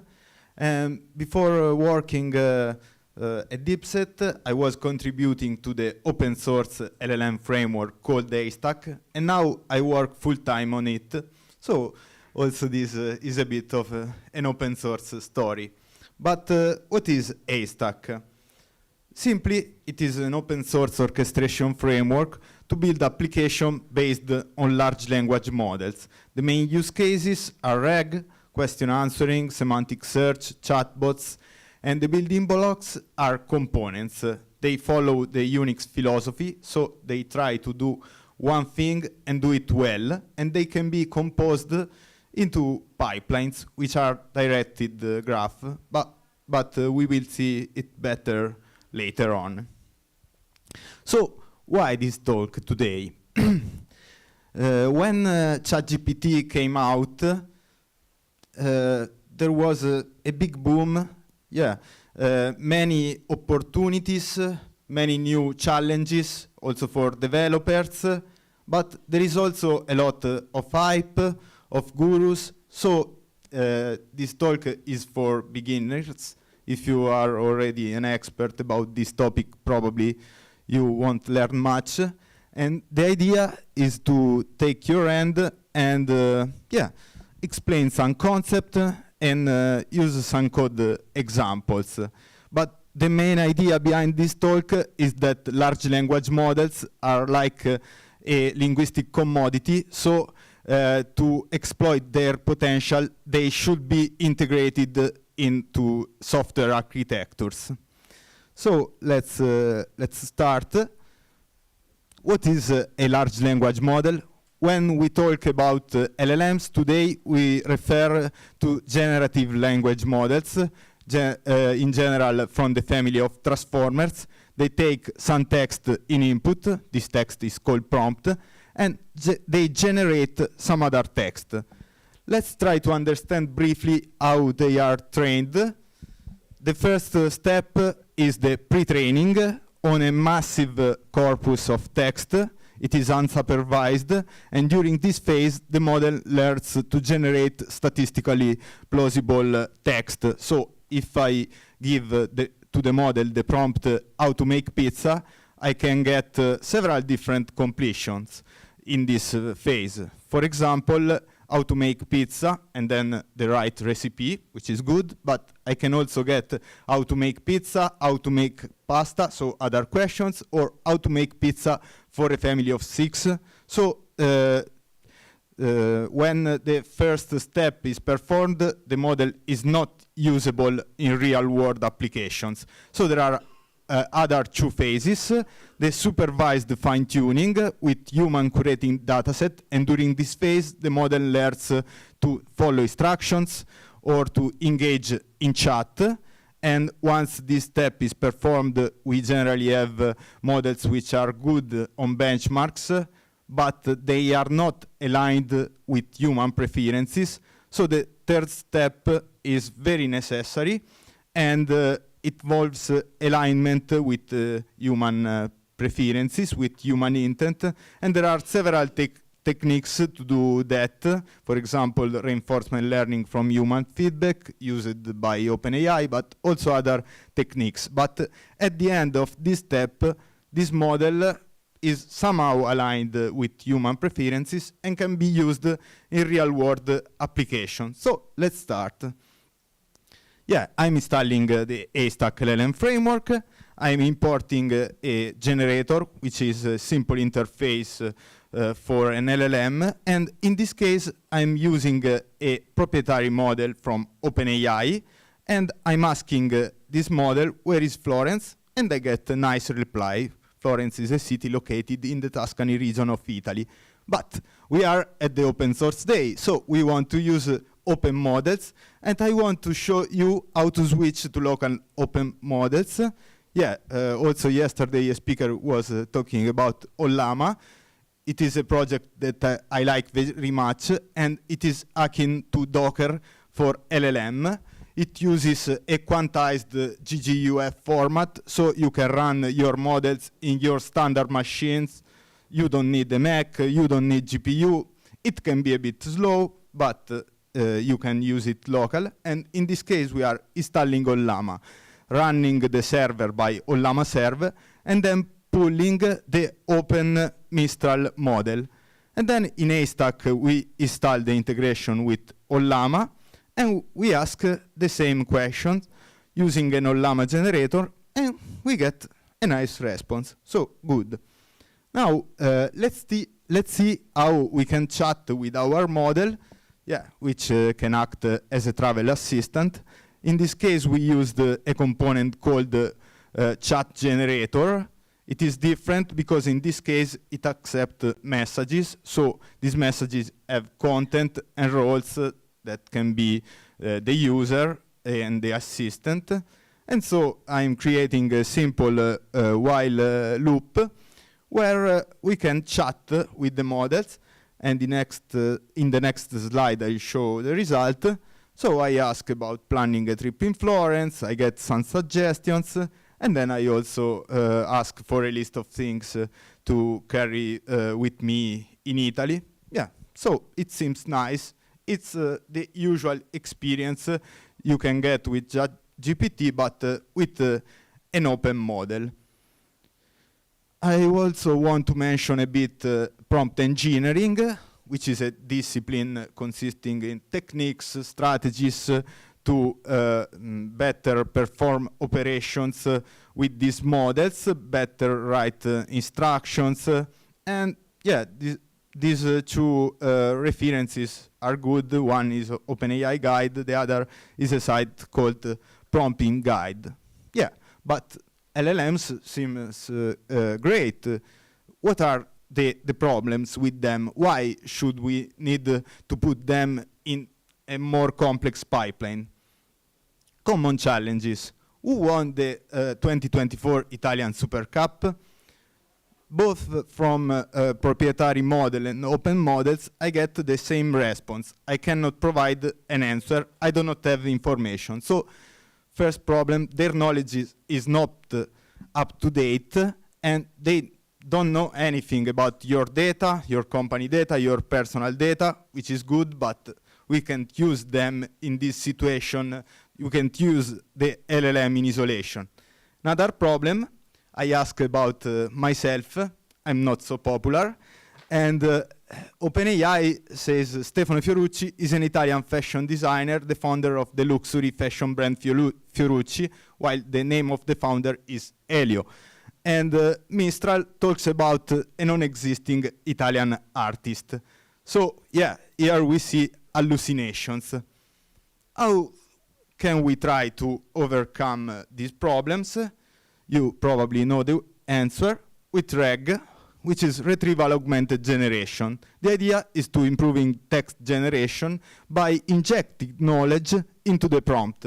So direct prompting, as we already saw, can be compared to a closed book exam where either the LLM knows or creates a fake answer, which is statistically plausible, while RAG is more like an open book exam where we give to the model all the information it needs to answer the question.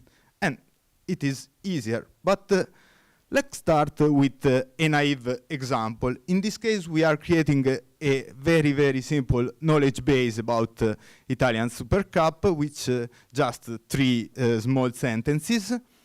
And yeah, we put them in a list.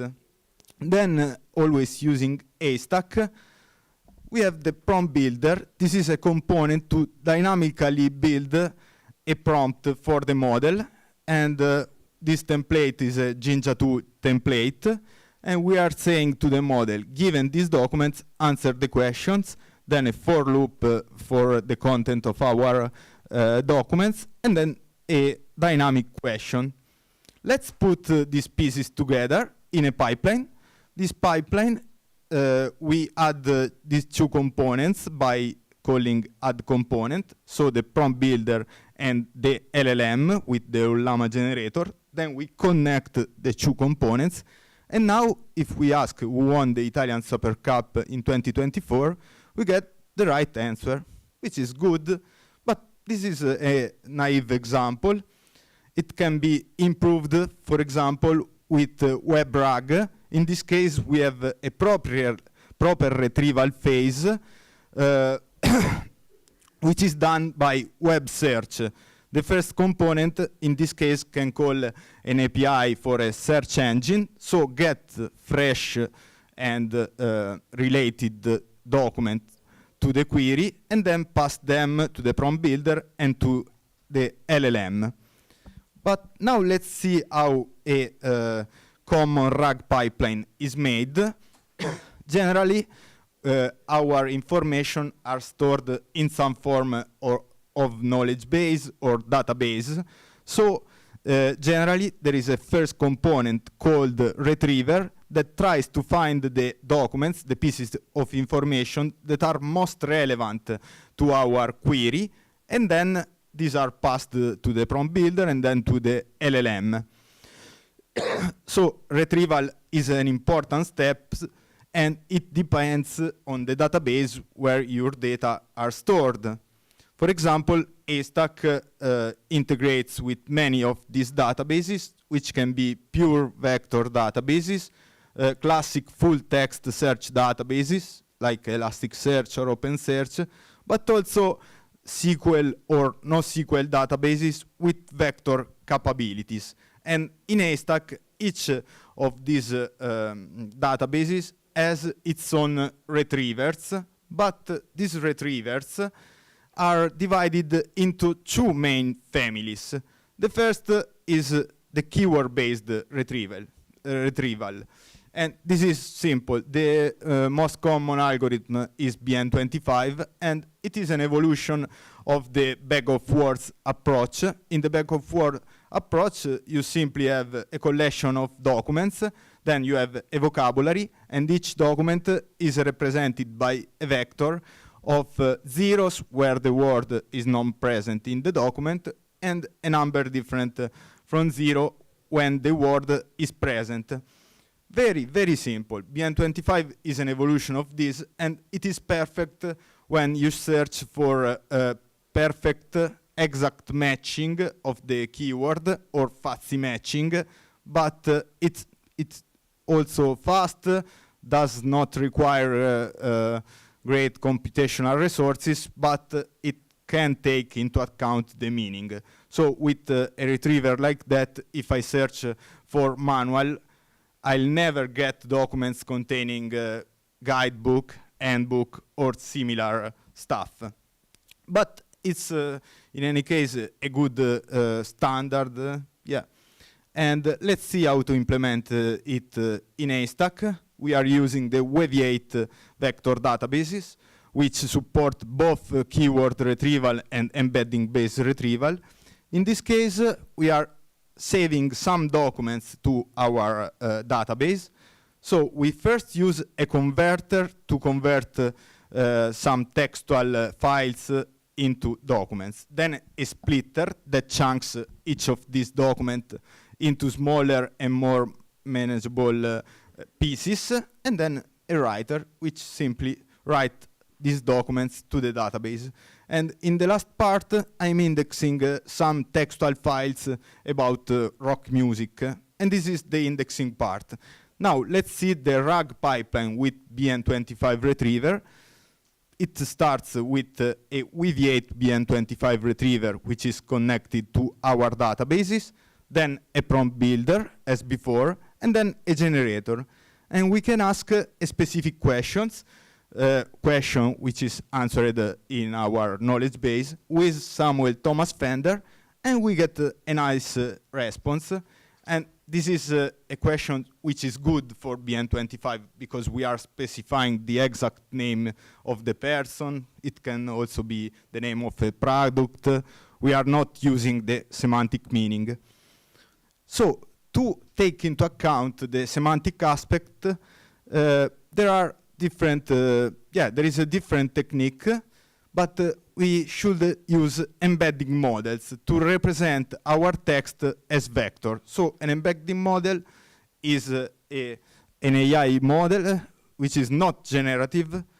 It tries to project the text into a vector space, taking meaning into account. And here I'm talking about sentence transformers because it is a popular open source library that allow to use these models. And you can find several open models of this family. But let's see this visually. What happens during embedding retrieval? I can have a query represented as a vector, war Green Day, and I can see that two documents about Green Day, they are closer. So probably my embedding retriever, my vector retriever, would return these documents, while a document about Jeff Buckley is not close to the original query. So probably the retriever would not return this. And this is the idea. Let's see how to implement a pipeline like this. The indexing part is very similar to the previous with BN25. In this case, we have also to use an embedder to enrich our documents with their vector representation. But the rest is similar to the previous. And also, the RAG pipeline is very similar to the previous, but in this case, we start with a text embedder, which converts the query into a vector, and then an embedding retriever, a prompt builder, and a generator. In this case, we ask a more difficult questions. Audioslave was formed by members of two bands. Can you name the bands and summarize the Audioslave sound with a bulleted list? And using Mistral, we get a good response. So Audioslave were formed by Soundgarden and Rage Against the Machine, and we get also a list of the band sound. And we like this. The problem with these models can be that they are computationally intensive, so they can benefit from using GPU, and they are not strong in exact matching. So a very common idea is to create an hybrid retrieval pipeline where we can combine embedding retrieval with keyword-based retrieval and then join the results. And we can also use a re-ranker in the end to reorder the results. But this is more advanced stuff. There are many LLM inference solutions. We started from OpenAI, and in our example, we used Ollama for local experimentation. There are many different technologies depending on your use case, depending on the privacy. And if you want later to make a question about this slide, I can explain it better. But it's a broad topic. Our library, Haystack, obviously supports all of this. What I want to tell you now is a bit about deployment, because we see some RAG application, something useful, but at some point you probably need need to serve this into production. So Haystack pipelines can be serialized into YAML files, and they can be distributed. And we also have this nice client-server application called AUX. So you install AUX, you start it, and you pass the directory where the pipelines are. And yeah, this server spins up. And what you get is that each pipeline is served as an endpoint. Yeah, so this can be good to start and to put this into production. AUX is based on FastAPI, and we have also deployment guides for Docker or Kubernetes. But let's talk for a minute about other things you can do with LLMs, also with Haystack. We have a repository contributed by us and by the community called Haystack Cookbook. For example, some time ago, I was interviewed in an Italian podcast, and so what I did, I transcribed this podcast using a model by OpenAI, then using a multilingual embedding model and a multilingual generative model, I could ask questions in English and get the response in English, even if the original audio is in Italian, without a translation step, which is nice, I think. Another interesting project you can find there is about get summaries of the latest top Hacker News posts, and this is dynamic and very easy to create. And a project in which I spent some time lately is about information extraction via LLMs. In this case, we have a source, which can be an article, a document, what you want, then a specific structure that I deterministically defined, and you get an answer, and you get the information extracted with the proper structure you defined previously. And this is very nice because, for example, you can think of having a large collection of documents or stuff, and you can do a pre-extraction step to get information out of them. And this can be achieved relatively easy. There is much more about these models, about putting an LLM application into production. So yeah, I want to mention some of what are the main challenges, but also the most interesting topics about this. Yeah, you obviously need some file converters to convert your files into a usable knowledge base. Evaluation is a big problem, and we have tools, open source tools for this. So, for example, you want to evaluate the quality of the responses of your production system, or the groundedness, the factualness of the answer.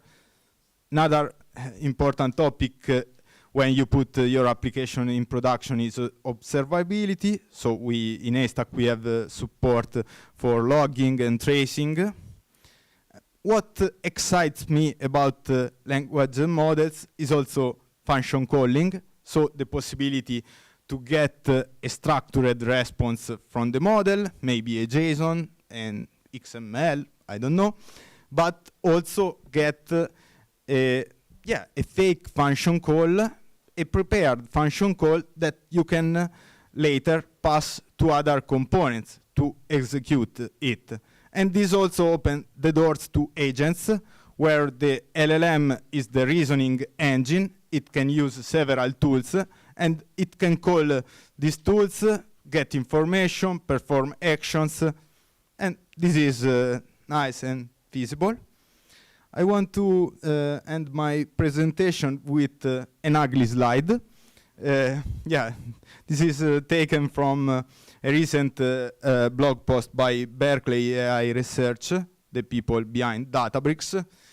Their idea, which is making a lot of buzz, but also makes sense, is that in the past we used AI models and machine learning models in isolation. Nowadays, we are seeing this shift to create software architectures around them, because LLM are statistical system, while probably we want also a deterministic behavior from our system, so we can integrate both. And this is also what I want to convey you with this talk. So LLMs are great, but also building software architectures around them is funny and makes sense. Thanks.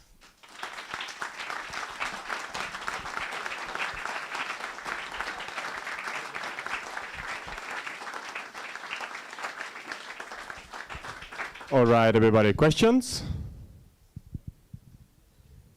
Thank you very much. I'm quite familiar with the subject and would also love to talk about hybrid search later, but I'm still confused about the retrieval augmented generation.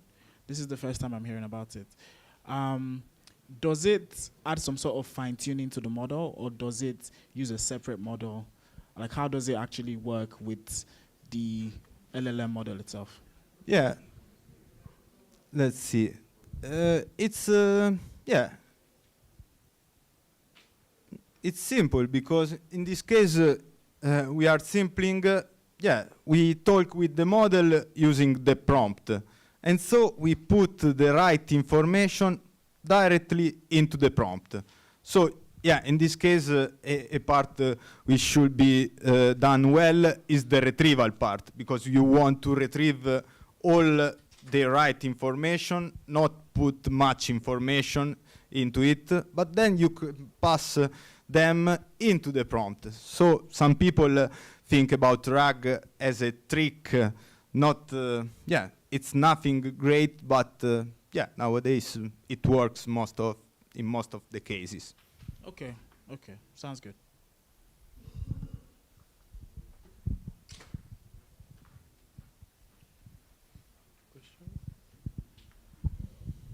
Hi. You have said that with this model we can send our documents. So I want to ask something about a different use case, because you have said that then putting these documents in, the model will know more, will know more about our business data. So for example, we all have, some of us has a lot of documents like business requirement documents and functional analysis. So I want to ask if I can get more from this model. I don't need to query them to get an answer. I don't need them to convert my file. But for example, I need to ask something like an update. For example, I want to ask, I want to change this requirement. In which documents you can find the requirements, and can you create another documents with the updated business requirements, if that is possible? I showed you the the simpler and more common use cases, but using these pipelines, what you are saying, I think it can be done, because I would imagine the first part is also, in this case, retrieval. Then, when you have understood what are the documents to update, you can maybe create a custom component or use the writer to perform the update. So this pipeline architecture in Haystack is very flexible, so you probably don't need a generative model in your case, or maybe yes. For sure you will need the retrieval part, and I think this can be done. So I can have the model update for me also more than one documents. I think this is feasible. You should try. Okay. Thank you. Perfect. Any other questions? Nobody? Nobody has any inquiries about AI with the whole day and debate that we had? Perfect. Then a big round of applause again for Stefano, please. Thank you. Here we have Shrodi, our special spet. Perfect. Our next speaker in a few minutes is going to be Eduardo Dusi with the talk WebAssembly, the next frontier of cloud computing. In a few minutes, we will start.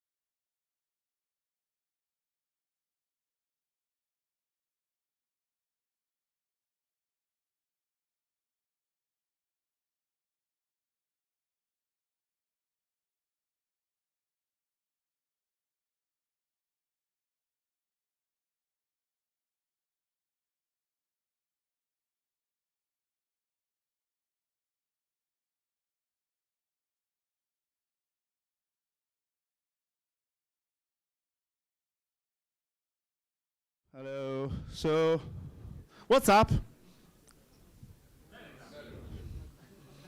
I heard the thanks. No problem. How are you? Is everything fine? No, perfect. This is good. Are you enjoying the event? I didn't hear you. Another time, please. More louder, louder, louder. Louder! I'm louder than you. I'm only one person. Shame on you. Huh?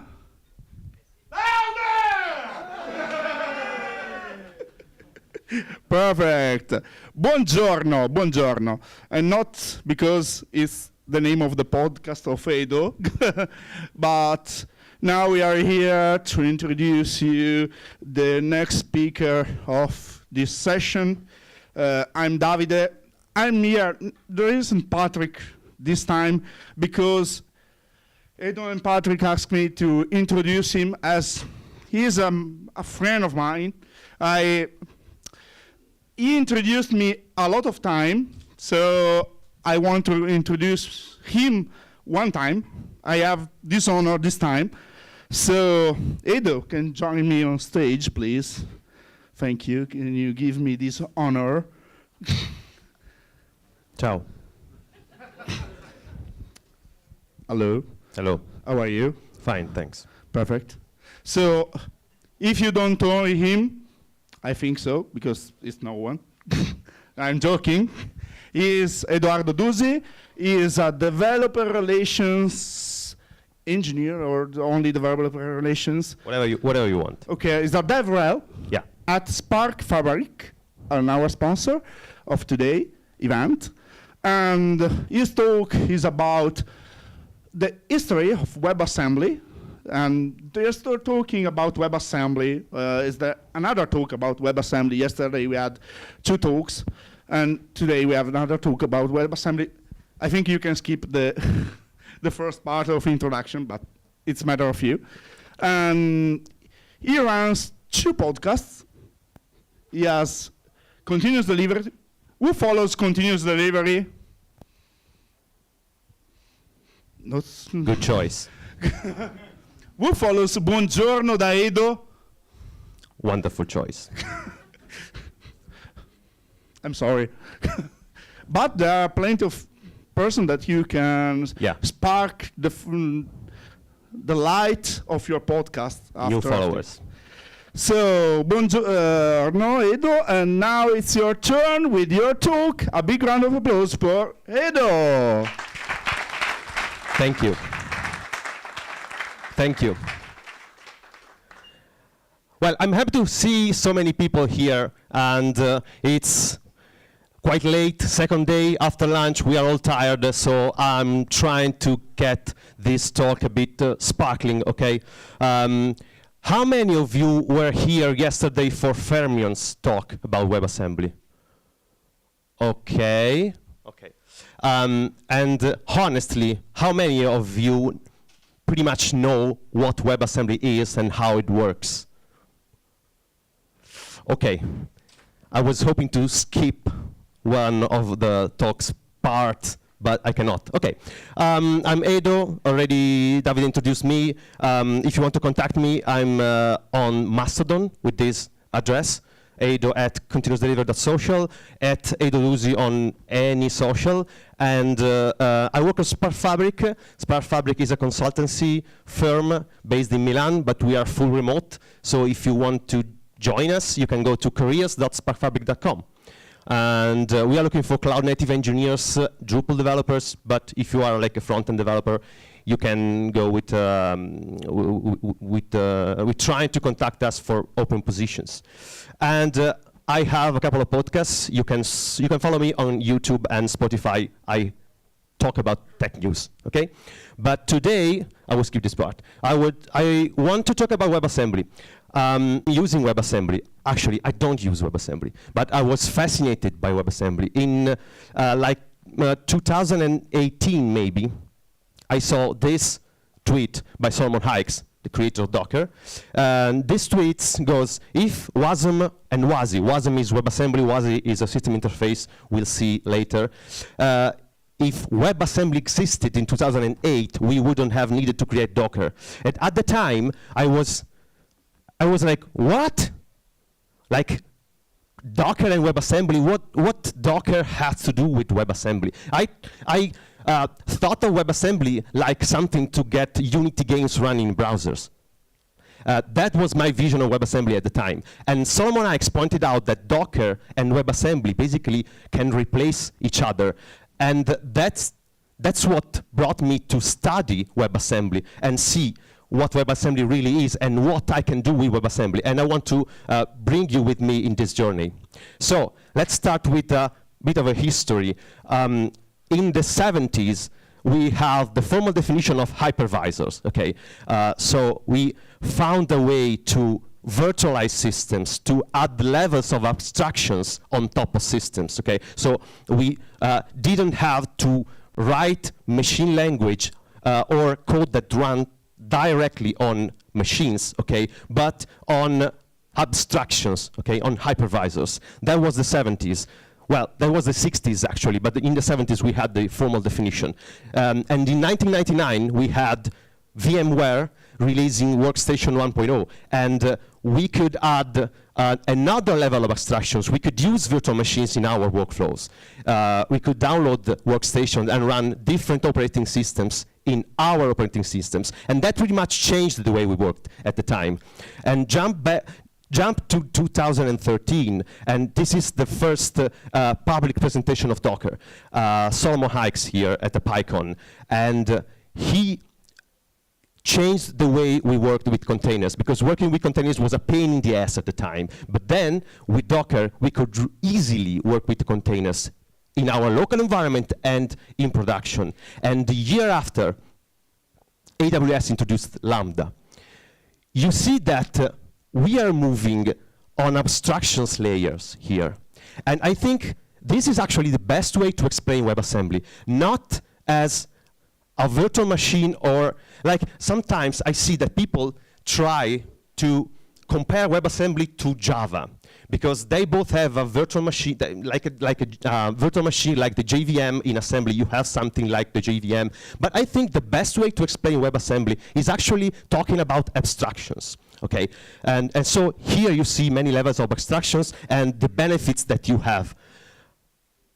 And I think I can explain WebAssembly now that you get that moving in time, we tend to abstract our hardware and focus on our business logic and focus on portability of software. Okay, being able to develop software for whatever architecture, port software to whatever architecture without having to focus on the underlying hardware. It's the benefit to being able to abstract. And with WebAssembly, we can do that. Because what is WebAssembly? It's actually a standard. It's a standard and a binary code, like a bytecode. WebAssembly was created for the browsers. So I remember correctly, when I remembered the demo of a Unity game running in the browser, that was the first use for WebAssembly. They wanted something that could run desktop software in browsers using desktop capabilities, okay? And so they worked at Mozilla and then joined by Microsoft and Google and others to create a standard to get high-performant software in the browsers, because they wanted to have portable software, okay? And the browser was the perfect operating systems for that. And so they created this standard.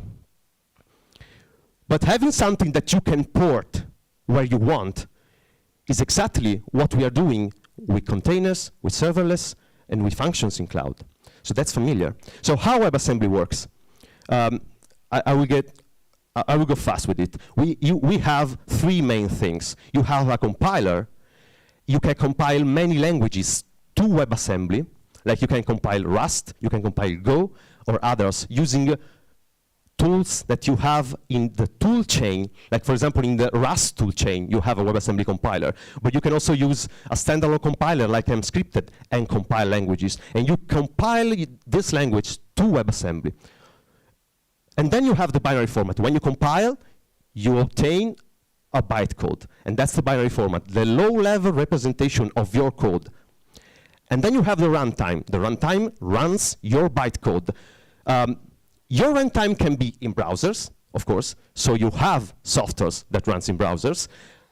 And then you have runtime that runs standalone. So for example, you have Wasmtime, and also you have the runtime in Node. So you see that you can run this software, this runtime, pretty much wherever you want. You can run it in browsers, in Node, as standalone, like with Wasmtime. And with this runtime, you can access system capabilities, such as files, the network, sockets, okay, or the graphics. So that's the three main parts, okay, of WebAssembly. Let's see. Let's skip this demo actually.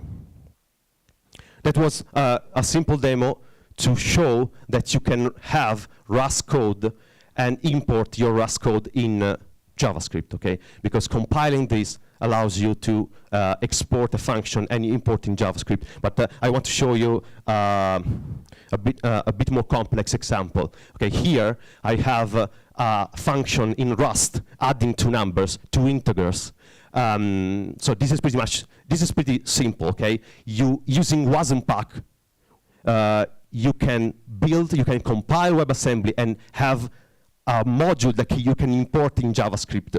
That's just to show you that's pretty easy to go from this code to our JavaScript application. This is my application, okay? I have this JavaScript application. I'm importing the JavaScript, the WebAssembly module, and I'm calling the add function. The add function, I wrote it in Rust. I'm adding a couple of numbers, and then I'm printing the result in my HTML. So you see, if I port this application in a browser, I have an application that's exposing a front end in JavaScript, but the business logic is written in Rust. So if I had something more complex than a sum, I would just execute this code, the one that outputs 92 in Rust. That's the result, okay? My business logic is written in Rust for getting this number, but the front end is exposed in JavaScript. So just to show you that you can go from a language and import it as a WASM module in JavaScript. We see what a WASM module is, and there's more. We have WASI. I told you about WASI in the beginning, and WASI is the thing that allows us to access system capabilities. Like you have the runtime, but you want to access the system capabilities, like you want to access the files, you want to access sockets, HTTP, and you can do that with WASI. It's basically an API, okay? The safety features that WASI adds are permissions that you must give to the runtime in order to access whatever capability. So for example, if you want your runtime to access files, you have to explicitly allow your runtime to access files. If you want to access HTTP, you have to explicitly allow your runtime to access HTTP. So this is the power. So if you run a WebAssembly application, it cannot use a capability without your explicit allow it. And in the preview 2, you see the standard is pretty much not stable, okay? Nor WebAssembly nor WASI are stable standards. So you see, when you go and see the standards, you see lots of preview or 0 point something, because it's not something that's really stable. Although it's around for years, but it's not really stable. And the ecosystem around is pretty much a mess. But you see here, a couple of months ago, maybe 1 month ago, we saw the WASI preview 2, and in preview 2, we had like a split in two words. The WASI CLI that accesses files and sockets and clocks the systems, okay? And WASI HTTP that accesses the HTTP capabilities like responses and requests. So this is WASI. And for a demo of WASI, it's really simple. I wrote a simple Rust function to open a file, copy the content of this file, and write the content of a file to another. You see, it's pretty simple. I read the content of the file, I create a new file, and then I write all the content inside the new file. So you see, I need access to the file system in order to do that. I get args from the command line. So I compile using WASI as a target, using the toolchain of Rust. Okay. So I'm creating a new file, hello.txt. So if I'm calling this with the wasm time, assembly runtime, simply calling hello.txt and trying to copy it into /tmp, it gives me an error. So, and if I explicitly add the local directory capability, I get another error because I also have to allow to write into the /tmp directory. So doing that allows me to write into the /tmp directory. So if I cut the deny file, I can see the content of hello.txt. So I have to explicitly allow my runtime to access those capabilities. So that's the easy demo. So main features here are performance, portability, and security. I think you guessed that. I don't want to focus on that. I want to focus on WebAssembly concepts. You have a stack machine with instructions. When you have your bytecode is composed of instructions like a stack machine. So every instruction is pushed on the stack, and when you run it, they are popped from the stack. So instructions and values are pushed and popped from a stack. You have also control instructions. And another important concept is that WebAssembly uses a linear memory. So every time you run a WebAssembly software, you get this linear memory allocated dynamically so it can grow, but you have this linear memory. So every time you you allocate bytes, you get contiguous bytes allocated. Okay, so when you create an array, you have contiguous bytes, another array, another bytes. Okay, and if you try to access a memory area outside of the initial allocated memory, you get an error. So that's the memory safety capability of WebAssembly. Okay, you cannot access memory outside of your initially allocated memory. And then the third concept is modules. Every time you create a new binary in WebAssembly, you get what's called a module. And so the runtime basically runs your module. If you run multiple modules, you have isolated modules. So from a module, you cannot access the memory shared from another module.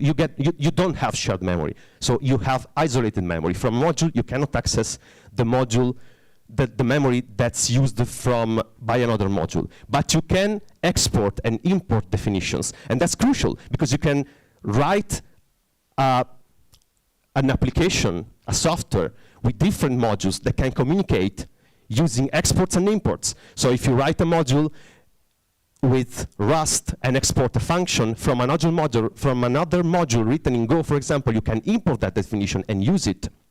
But in order to be able to do that, you have to have a way to translate functions and values from a language to another. Remember, at the beginning, we saw, for example, at the add function in Rust using two integers, okay? I wanted to add A and B, and I had 32 bits integers for A and 32 for B. And that's, WebAssembly supports only integers and floats. 32 and 64 bits. But not every language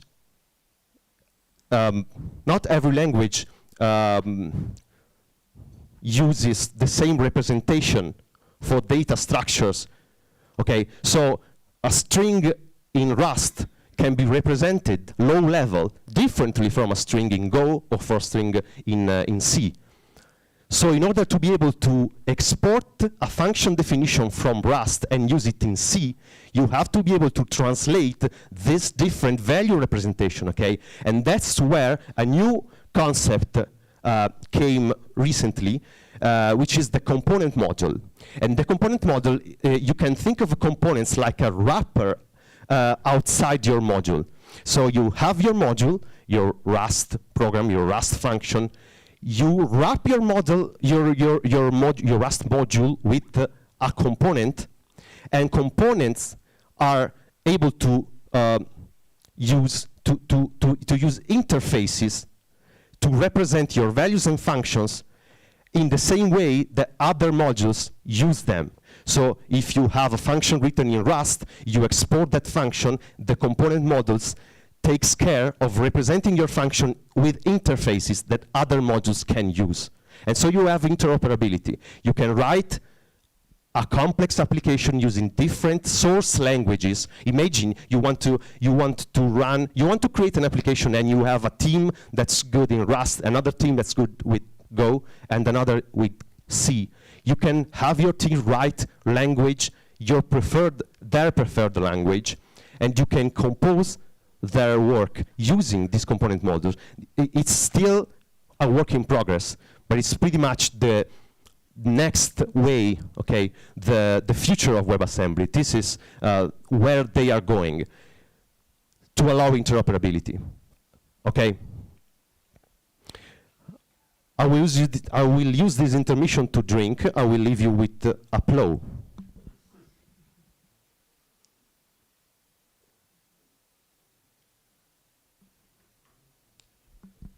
Thank you. Now, how many minutes have I? 10 minutes, okay. Now, you got what WebAssembly is, right? More or less. Now you should know more or less what WebAssembly is. Okay. So, but we still didn't answer the initial question. How can I use this with Docker or replacing Docker? So if you think of cloud computing, you think of distributed applications. So you can write a monolithic architecture application and bring it to the cloud. Okay, it's fine, but it's not what the cloud is useful for. You think of the cloud and you think of microservices. You think of distributed applications, a distributed architecture.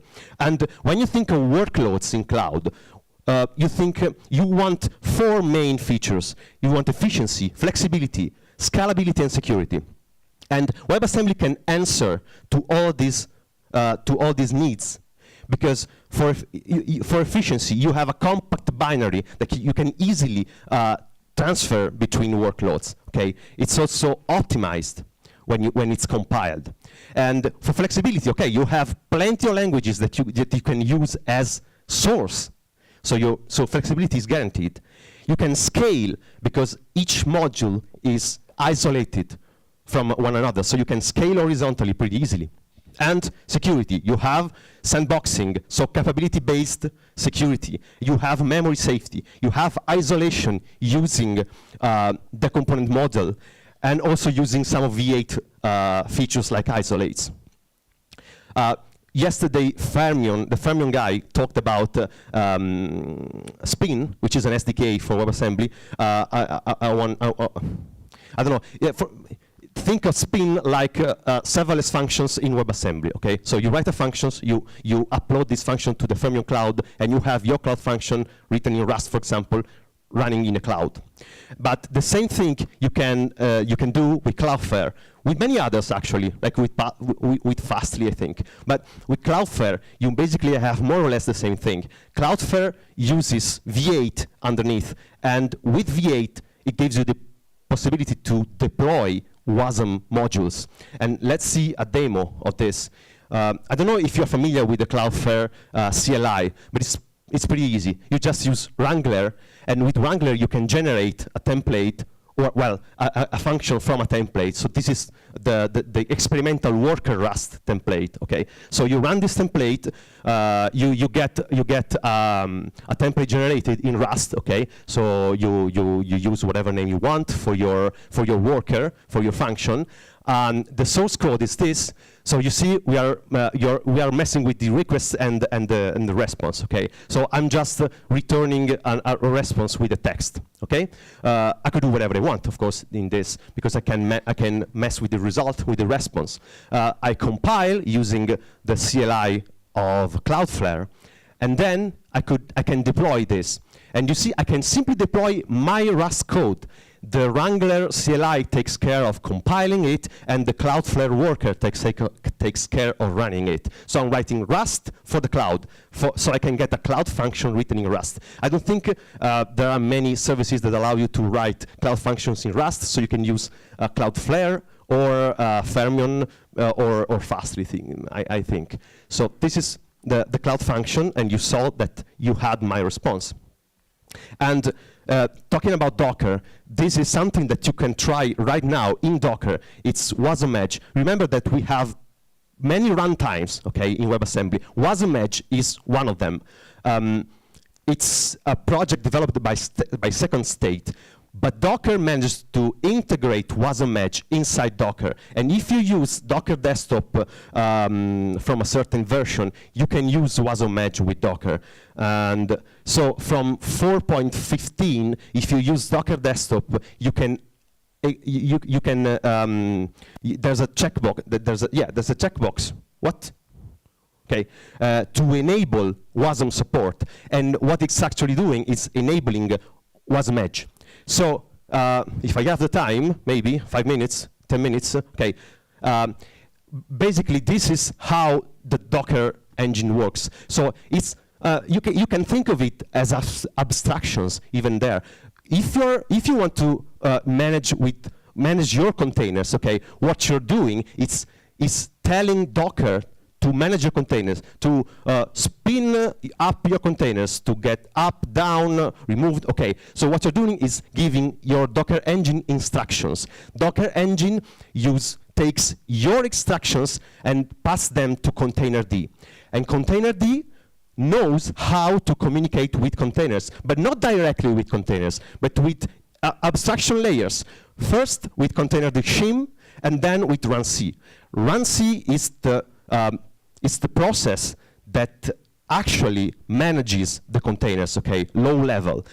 And containerd shim is what allows, it's like an API, okay, what allows containerd to communicate with runc.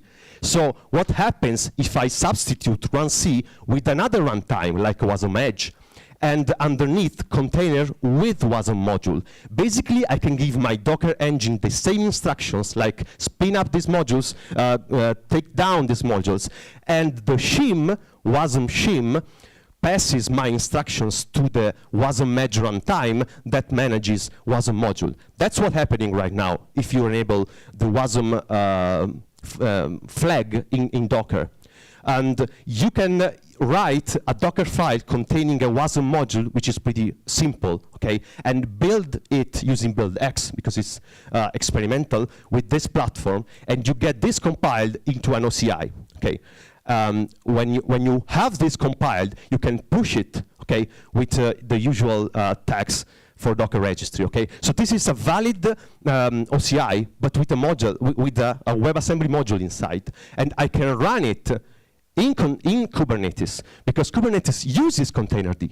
So containerd can talk with my WebAssembly modules exactly as it talks with my container processes, okay? So I can substitute the shim and runc with the shim for Wasm time or for Wasm Edge, okay? And so I can communicate with Kubernetes, saying to my pods to get containers or Wasm modules up and down, okay? It's the same thing. I can do that, what, 2 minutes?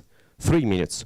I can write a pod, and using this runtime class, Wasm1, which I wrote here, telling him that it must use Wasm time as a handler, okay? This is a runtime class I wrote.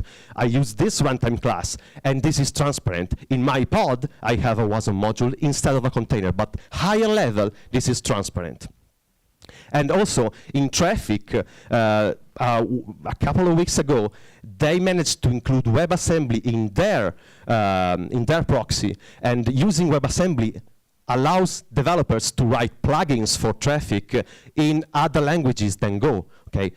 Because WebAssembly supports more languages, and using HTTP Wasm with the ABI of WASI, they can mess with HTTP with responses and requests with whatever language you want, supported by WASM, okay? So this is the future, having an application written in different source languages, packed together, communicating using the component module with different module and interfaces, okay? This is where we're going. I don't know if I have time, but basically you can go into the W3C and see the WebAssembly working group. They're working on the language specification, okay? So I said previously that the WebAssembly ecosystem is a mess because there are multiple institutions, multiple groups that are ruling on WebAssembly, because the W3C is ruling on the language specification. So you can go to this working group and see what they're doing with the language spec.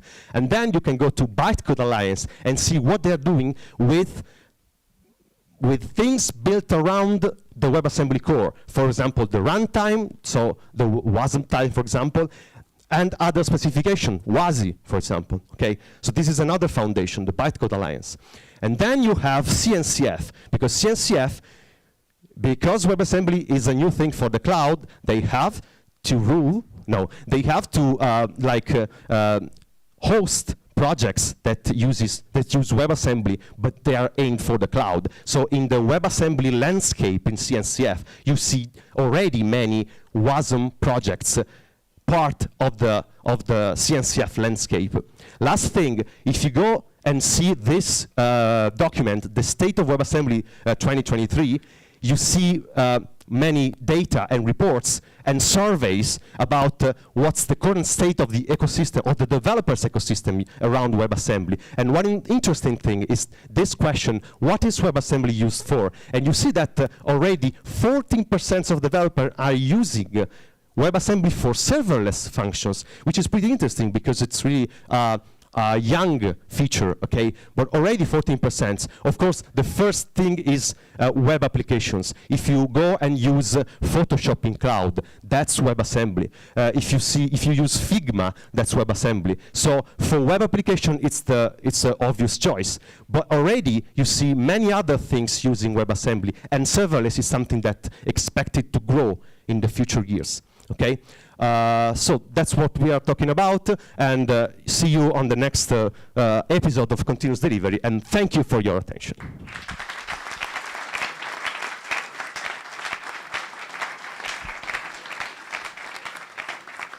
All right, everybody, questions?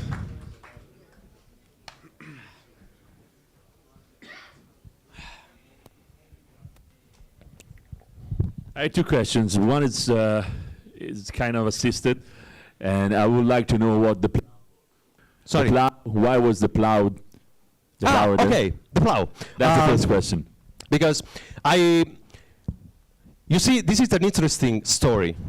It was the 18th century, okay? 18th century. 18th century is good, yeah. Yes, 18th century.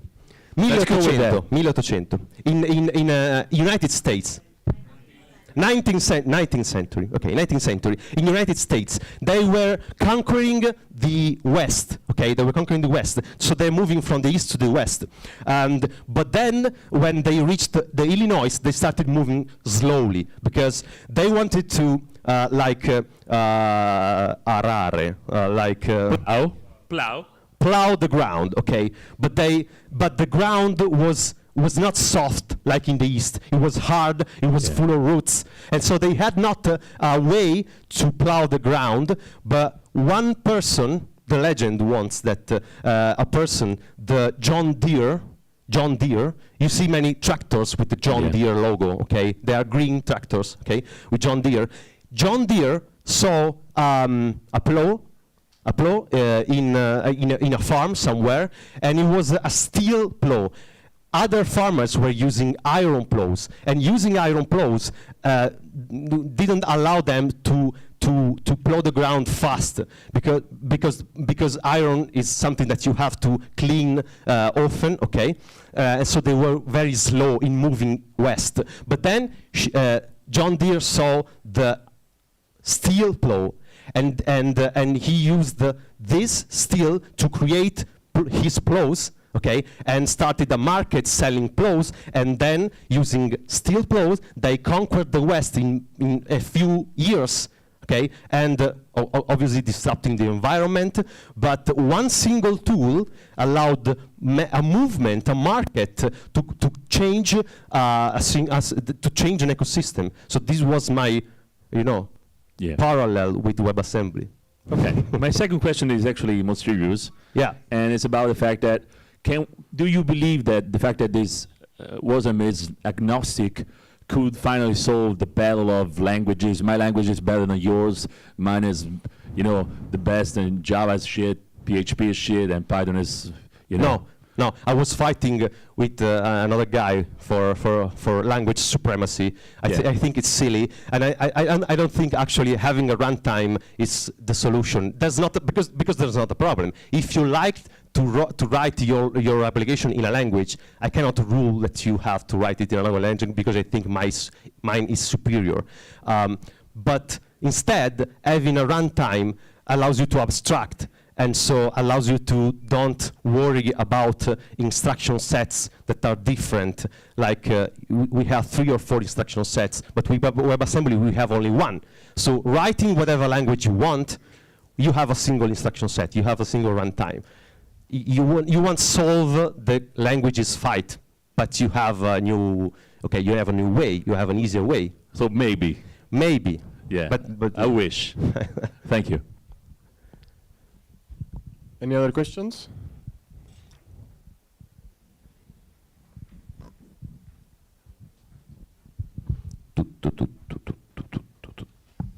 Apart the case where WebAssembly is used for converting language, that like the terrific example that you mentioned, some things. Did you made any performance comparison running native versus on this kind of runtime? There is any significant difference or resource consumption? For cloud, yep. Well, for example, you have a significant performance gain if you think about the bootstrap and like the cold start is you go from milliseconds that you have to start a cloud function, for example in AWS function a Lambda, to microseconds starting a WASM module. So the performance of your logic is more or less the same. You have near native performance, but the cold start is way better. Okay, Fermion thinks that they are magnitudes than AWS using the same logic. Okay, for Bootstrap. So with modules you can have functions that bootstrap really faster, but the performance of the business logic is more or less the same. Any other questions? No? Perfect. Thank you. Yeah. Now, a big round of applause for Edo. And this is for you. Thank you. Thank you.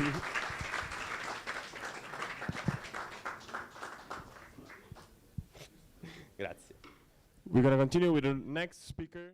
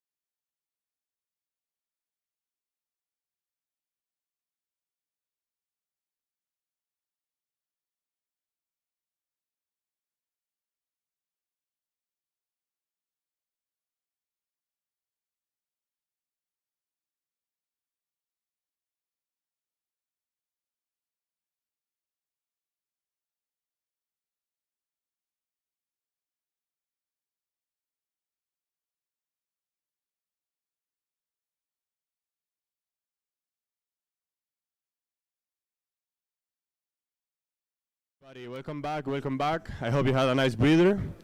So, a question: is anybody a musician here? A musician? What, guitar? Nice. Any other guitarist? Bassist? Nice, nice. All right. I think this next talk is going to be really interesting for you. We have Omar Diop, and I will leave you in his hands.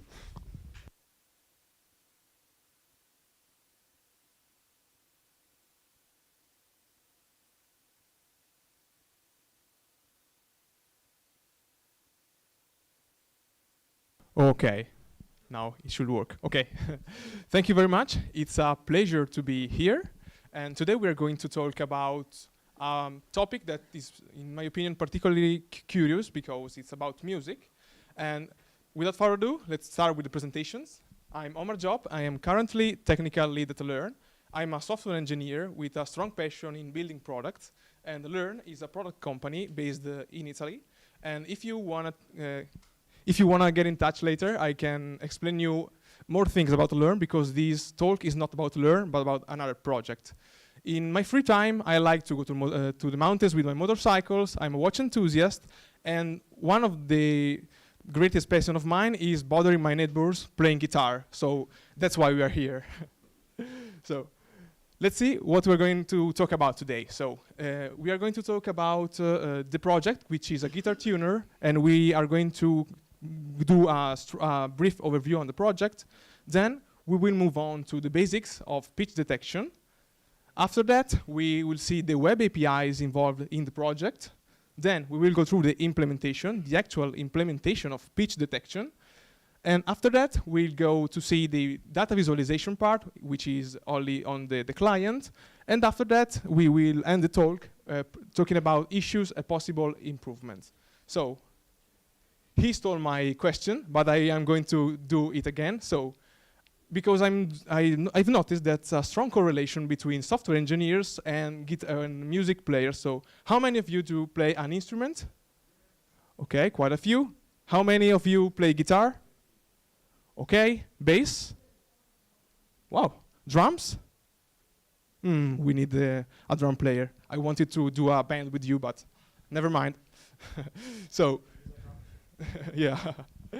The first question is, do we need another guitar tuner? So there's plenty of tuners online, as you can see. There's applications, there are a lot of websites that allow you to tune your guitar, your instrument online. So the question is, why did you come up with another guitar tuner? Well, I was curious about the science behind that and the mathematics behind that, so I became curious. I started to study the topic, and I wanted to develop a little side project to test myself and see what I could achieve with an implementation. So this project is the result of my research, and I'm not I'm not a mathematician, so be kind with the question after the talk. And but this is what came out after my research, and this is an open source project. It's called Perfect Pitch. And you can find it online, so on my GitHub, you can go check the code. We'll see part of the code during this talk, but you can even go search and look and develop your tuner with forking this project or implementing it in other ways. So it's open source, like I said, it's built with React on top of Next.js, and it uses the Web Audio API to gather the signal from the microphone and process all the signal and the music that's coming out of our instruments. The project is this one, so it's very simple. It has a really simple UI, as you can see here. I am playing the guitar and I'm picking the right chord, the string, and the note is printed on the screen, so you can precisely detect which kind of note it is. It performs well. It can be improved, but this is the topic I'm not going to talk about improvements, but we will see later what can be done about that. So it's pretty easy. It runs on the web browser and even on the phone, so you can use it while you are playing your instrument without downloading apps. But that's not the main point. Let's start with some basics. So which pitch detection? The question was, do you play an instrument? Okay, so we've seen that a lot of you play an instrument, but I wanted to align everyone about the topic, because for non-musicians could be may be difficult to understand some concepts. So, as you can see here in this table, we have in the top row all the name of the notes. And this number are frequency numbers. So you have to know that every note is represented by a frequency number.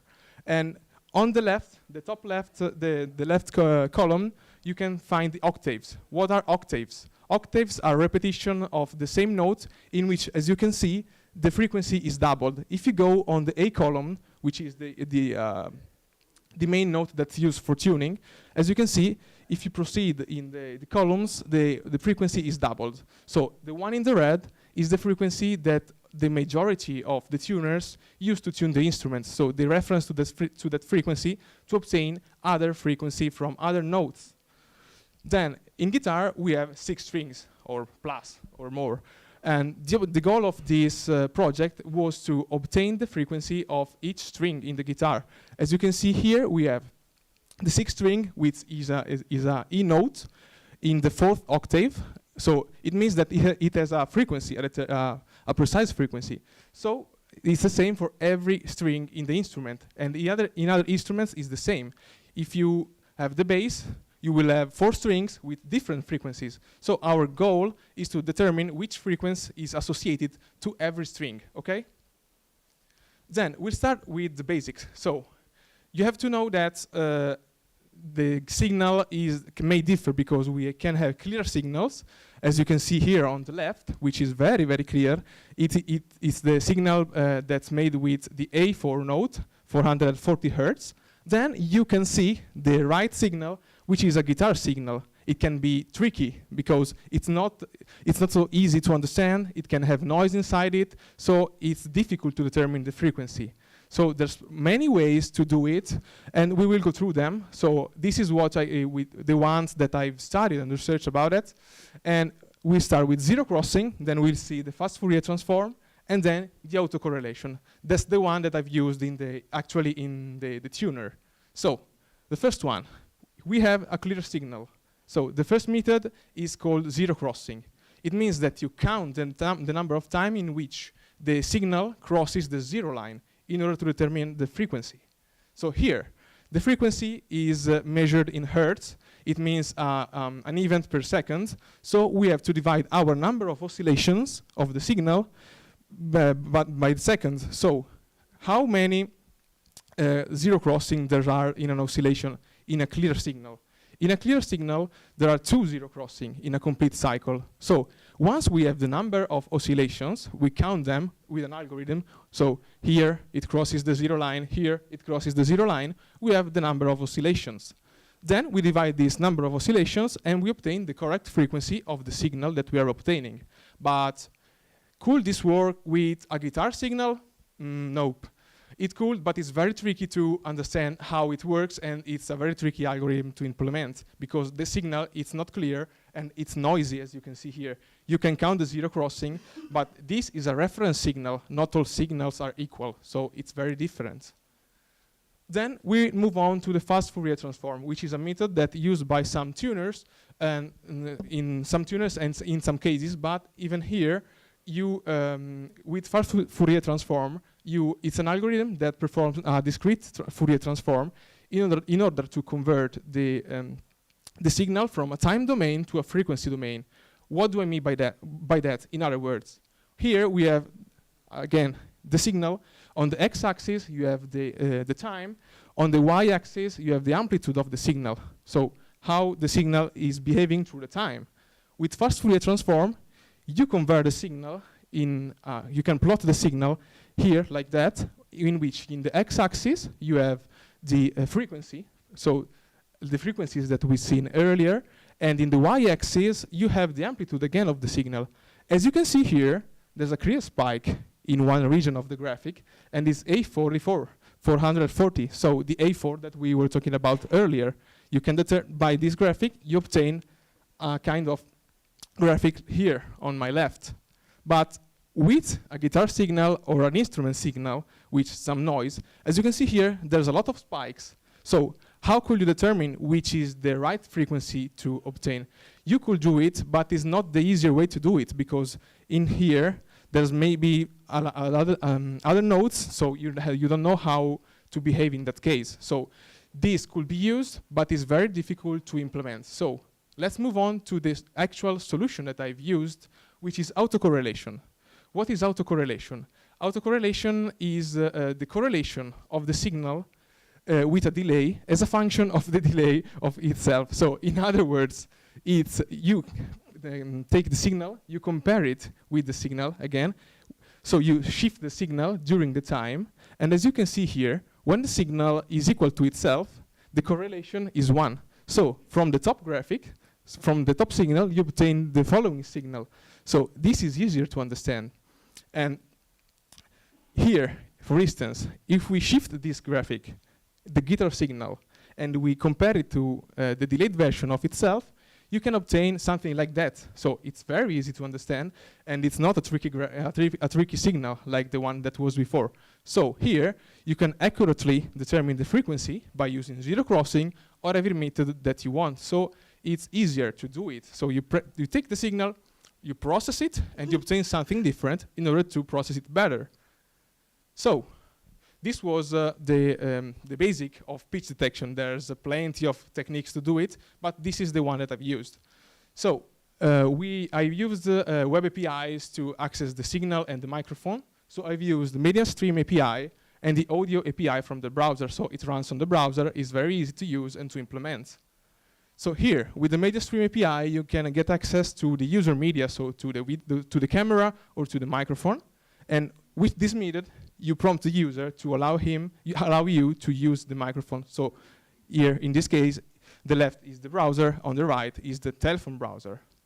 Then with the audio API, you have a lot of interfaces. In this case, I've used the audio context, which is an interface that allows you to process and decode the signal, and combined with the analyzer, which is another interface that exposes a node that allows you to perform computations and calculation in real time with the signal. So as you can see here, you have the signal, in the middle you have the analyzer node, and then again you have the signal.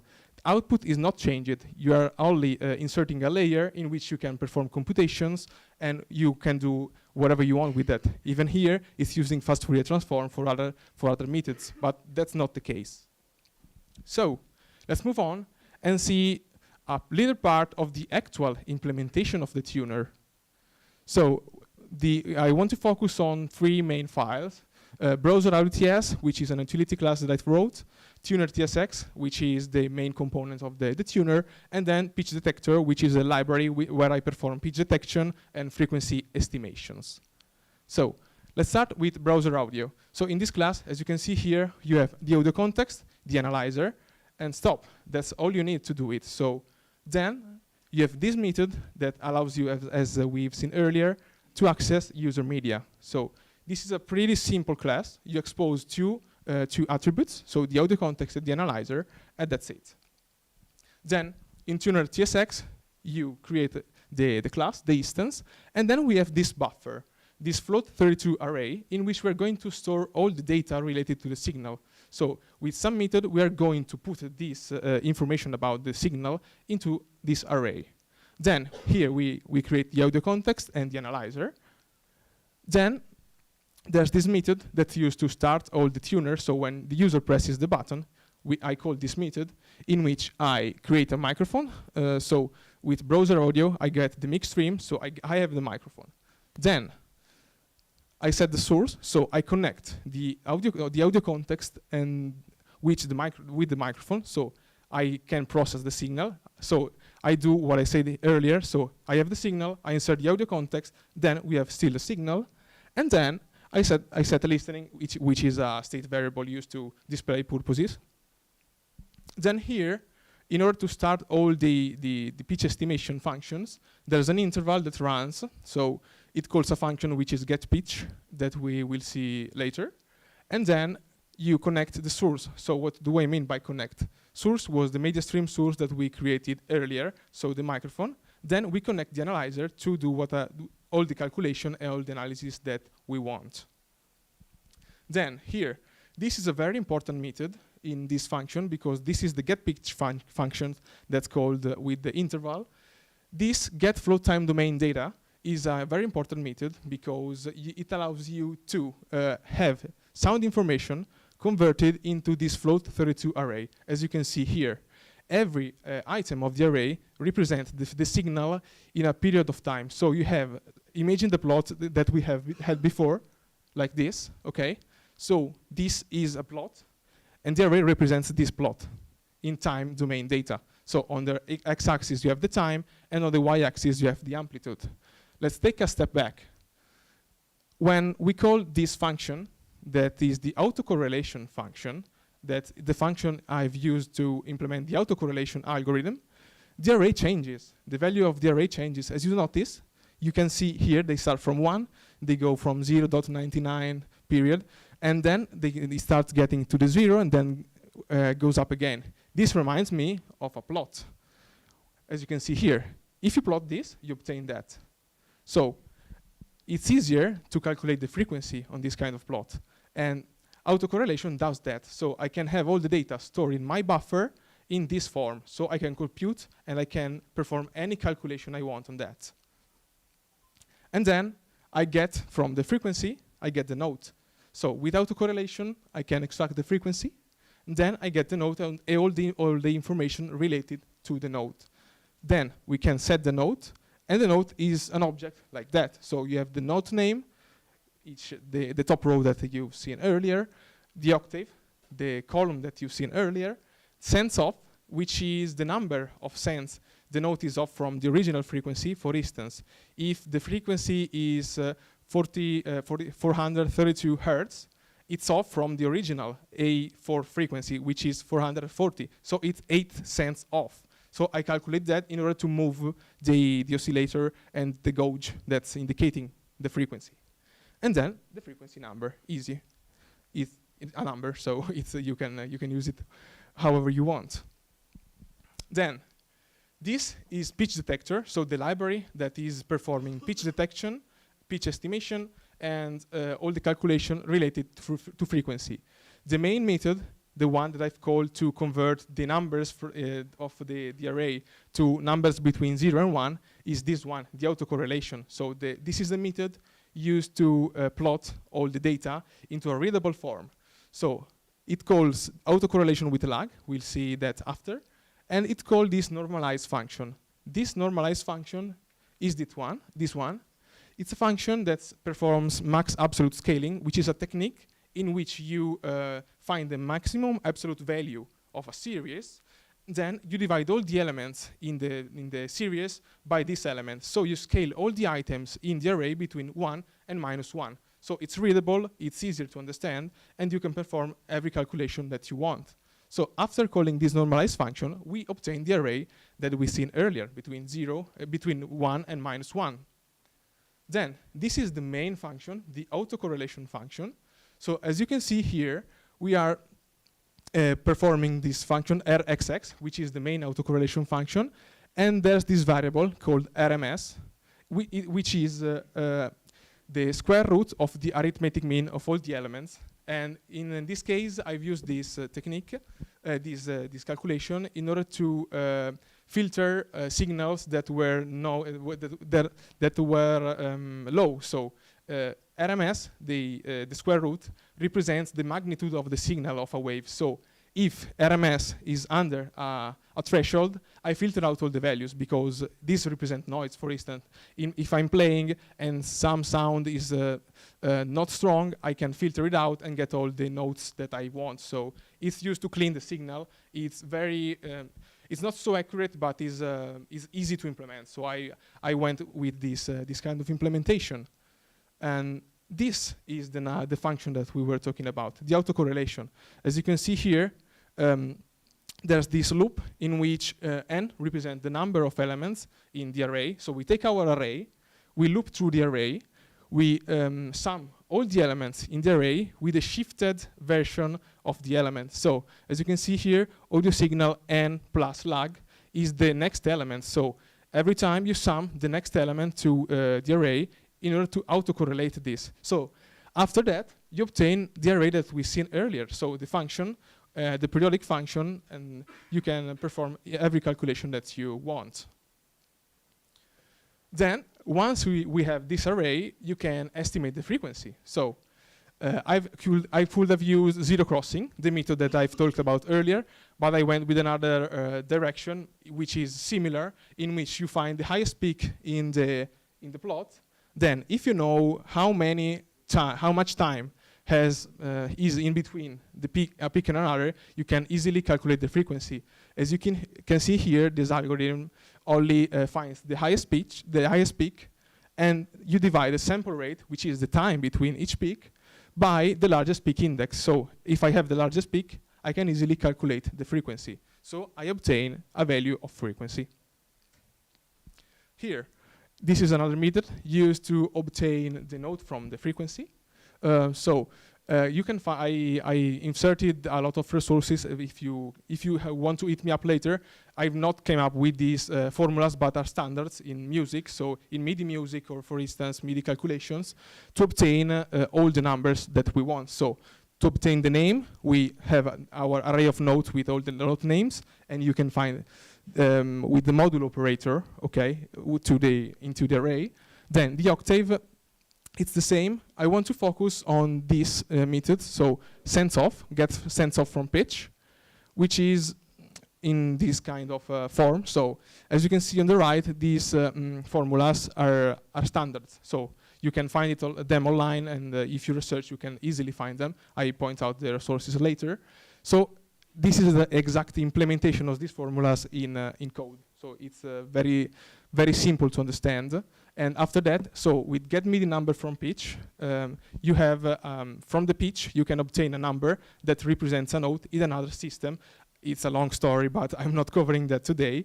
And then the most important one is get sense of from pitch. So you have the base frequency, for instance, 440. You compare the base frequency with the frequency that you have. So you get the notes, the sense in which you are off. And even here, we have get pitch from note, which is the same thing. With the note name, you can get the frequency. Like this, okay. So if you perform this method, you obtain an object like that. Name A, octave 4, sense of 5, frequency 435. It's off by 5 cents. It's very clear, and to use it's very easy to use it even in the representation, which is the next topic.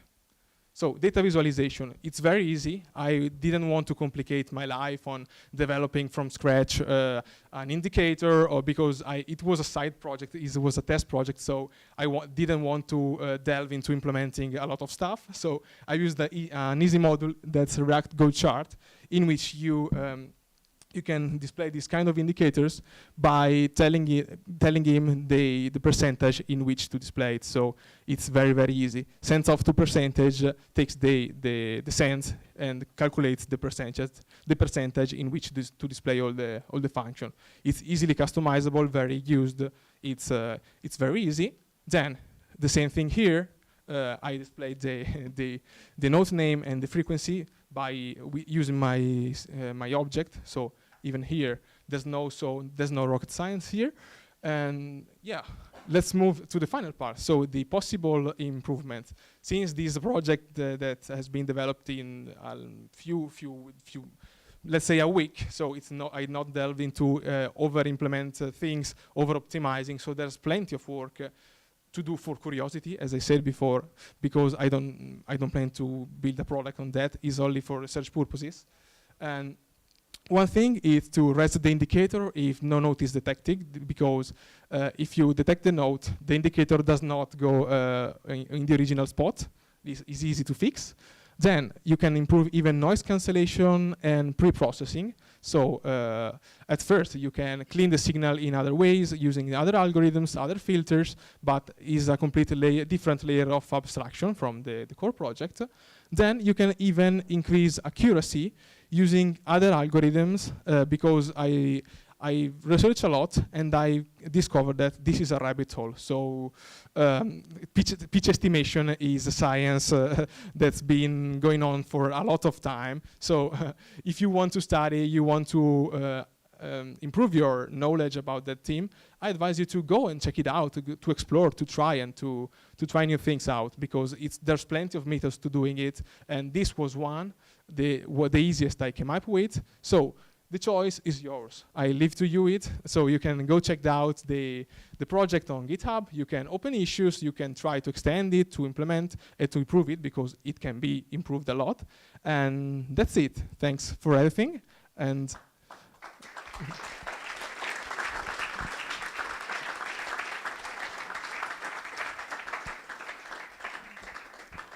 one last thing, if you want to check out this QR code, in Learn we are hiring, so we are searching for curious developers and people that wants to cover new technologies and develop a cool project. So if you want to hit me up later, I'm here around and we can have a chat.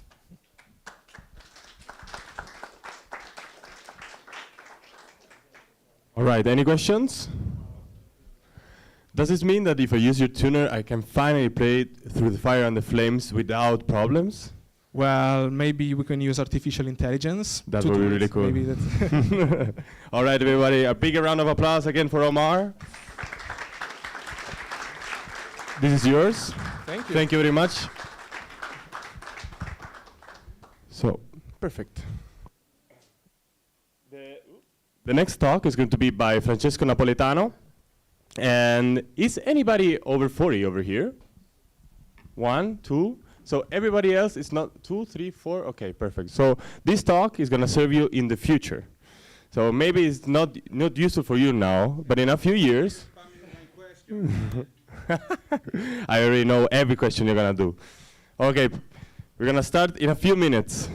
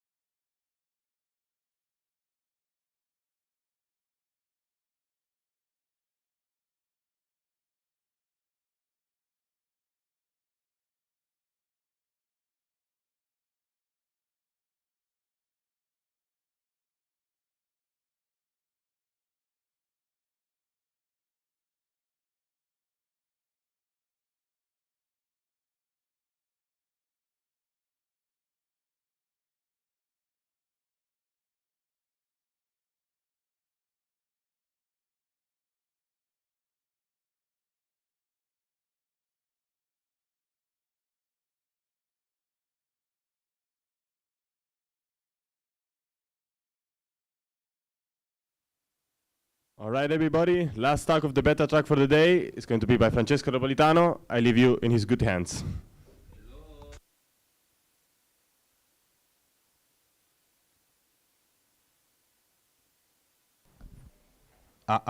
Okay. Okay, everyone. Thanks for joining. I see very PTSD faces before with the Fourier transform in the talk before. I promise I keep it short, I keep it fun. So you can go home, probably because there's a strike going on. Okay, so super quick introduction. Who am I? My name is Francesco Napolitano. Everybody calls me Napo. If you call me Francesco, I won't probably turn, because everybody really calls me Napo. I'm 43 years old. I'm a staff software engineer at Sysdig. We are hiring if you want. So if you can join us, I would be super happy. I founded a newsletter called fullremote.it for remote jobs for Italian software engineers. Many of you know already me about this. And previously I worked in some small companies like eBay, Pirelli, and I had a small company too as an owner. So some questions for you folks. How do you do after 2 days? And the presenter, the MC, already spoiled some of my questions, but I would repeat the questions again. How many of you are over 40 years old in this room? 1, 2, 3, 4, let's say 10-ish, more or less. How many of you are above 30 and lower 40? Okay. Okay, most of them, many, okay. How many under 20 years old in this room? No, no, no, no, no. No under 20? Okay, cool. So I can use very old jokes. Okay, so why this talk? Because in 2012, I was already 32, and I stumbled upon this article. This article is really creepy if you read it. Where do all the old programmers go? It's mentioning elephants, and not just because I'm fat, because they were talking about graveyards. And I go through a rabbit hole. I started to read articles. I'm a nerd, you know, us nerds try to gather as much information as we can about stuff. And I went through this rabbit hole of basically ageism. Ageism is a definition of bullying or discrimination towards people of a certain group of age. It means discrimination against the old people, but it also means discrimination against the younger people. It's all about discrimination for age groups. And while doing my researches, I discovered a lot of things. There are very huge companies where people over 40s were called like gray farts, because they were considered as old, and basically they were staying in the company because they cannot fire them. And I read a lot of stuff. I was already 32 and I was thinking, okay, what can I do about this? I'm going to be 40 soon, and I was wondering, what can I do? Should I do something else? Should I think about my career steps? And then I had two options, basically. I could have moved between careers, and all those emojis were something me and my friends analyzed, actually. Well, at some point we said, okay, we can take a master in pizza making and opening a pizzeria. We can do farming, and by farming, not a generic farms. Farming alpacas and snails. Why snails and alpacas? Because the wool from alpacas is really one of the best around, so you can ask good money for it. The same for snail slime. There are a machine exists that basically shakes your snails in order to make them produce more slime, and you can sell the slime for doing makeup and cosmetics. And then we decided, okay, we are nerds. We don't know anything about farming. Maybe we should just leverage some of the stuff we already know. A friend of mine was, let's say, a hobbyist electrician. Okay, I can say, I can go to do electrician. I will not be a plumber, so I will not manage liquids. And I can be an electrician. Another friend of mine said, okay, I have a scuba diving license. Probably I can open a diving center. Those were real analyses we made starting from the discussion from the previous article.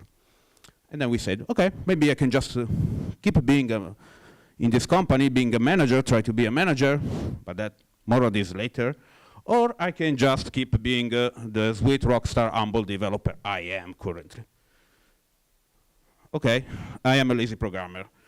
Laziness is one of the three virtues of programmers, according to Larry Wall, a little guy that created the Perl programming language. The other two virtues are impatience, and a good programmer is impatient because he doesn't want to wait for his software to run. So he wants it to be fast, and he does fast software. And the other virtue is hubris. I hope I pronounced it good. That basically means I am so proud of my code, I don't want people to talk shit on my code, about my code, so I will just keeping it better. So that's why those are the three virtues of a programmer. Laziness, of course, is I will automate everything in my life because I'm lazy, and I will take years to automate everything. So I am still a developer, 43 years old. I did nothing and I left go everything as it is, but I'm not really doing anything. I have some sort of secrets I'm gonna share with you. More than secrets are basically hacks. Secret number one, you should stay healthy, and by being healthy, I mean everything in your body should stay in a good shape, starting from your brain, because our job is strictly related to our brain. Then we can have problem with our eyes, because we spend all of our days at computers. Bones are also problematic, because carpal tunnel is a thing, folks, and we should take a really good care of everything else related. By leveraging brain health, you can do whatever you want, whatever makes you feel good. You can buy a PlayStation, you can buy a cat. I personally got a dog. I joined the gym. I tried coaching. I didn't like coaching because coaching was becoming a bit of a hurdle for me. I discovered a part of myself I didn't want to know. Okay, I should have never said that, but okay. And work-life balance should also become a mantra. You should always consider work-life balance as your first priority in your life. And I'm not meaning that you should work only 8 hours and that's it. I mean, you should balance between the actual work, because you know already our work doesn't stop when you leave the computer. Our work stops when we stop thinking of what we were working on. And the same is for life. You probably have a family, I don't know, girlfriend, boyfriend, whatever. You should also take care of those parts. But of course, I'm not a doctor. And I know it's not easy to do that, so everyone should follow his path. This is me, 6 a.m. in the morning, and I'm not joking, at the gym. As you can see, 6 a.m. in the morning is the best time to go to the gym and show your nerdy t-shirt. Nobody will understand. I had a guy asking me what Jenkins was. I didn't find the answer. Okay, so secret number 2, networking. Networking is really important. You have to go to conferences, but I won't talk about that because we're already here, so you know already how it works. You have to plan in advance for something. You have to buy the ticket, you have to buy transportation, you have to book your hotel, and you have to spend money about it. It's kind of simple. While doing the slides, I discovered a slide exists for love hotels. Sorry, an emoji for love hotels. I didn't use that, but if you search for love hotels emoji, you will find something interesting. Okay, or if you don't want to join conferences, or you don't have time, or you can just do it once a year, you can try and join online communities. There are Twitch communities you can follow. There are Telegram groups. I have a Telegram channel with 3,000 people inside, so you can join also my channel later on this. You can join Reddit, but beware, not the Italian part of Reddit. The Italian part of Reddit is the most toxic community I've ever seen in my life. So join Reddit, but in English. Any Reddit Italian moderator here? No? Okay, I see someone laughing, so you know what I'm talking about. Okay, so or you can follow people on TikTok. I completely removed the TikTok from my phone because I was spending hours on TikTok, and I decided it was not healthy. Secret number 1. Okay, so the world basically is your network. Do networking. If you're looking for a job, LinkedIn could be a good way, but your network is better, because if you know me and I know you, I will probably, when I have the chance, try to help you if you find a work. If you don't want to join an existing community, you can create one. You can just open your Twitch channel, you can open a YouTube channel, an Instagram account, OnlyFans. It depends on what you want to do in your life. I'm not judging, but you can become a creator, you can have something to say too. Just to make you an example, this is my January calendar. And this is an initiative I take, let's say, a couple of times a year. I basically open my calendar to everyone that wants to talk. This year I did it in January and February, and I had an average of 5 to 6 calls per day. Some of you were already in my calls. Can you raise your hand, folks? You, okay, 1, 2, 3, 4, 5, 6. I don't remember your faces, by the way. No, I know who you are, but yeah, this is a way for me to do networking. A lot of folks in this call asked me why you did it, because I'm not asking money, of course. I'm doing it because I like networking, I have a lot of fun doing this, I have something to share, and I learn a lot from the people I talk to. So it's basically there is earnings, not monetary ones, but earnings either way.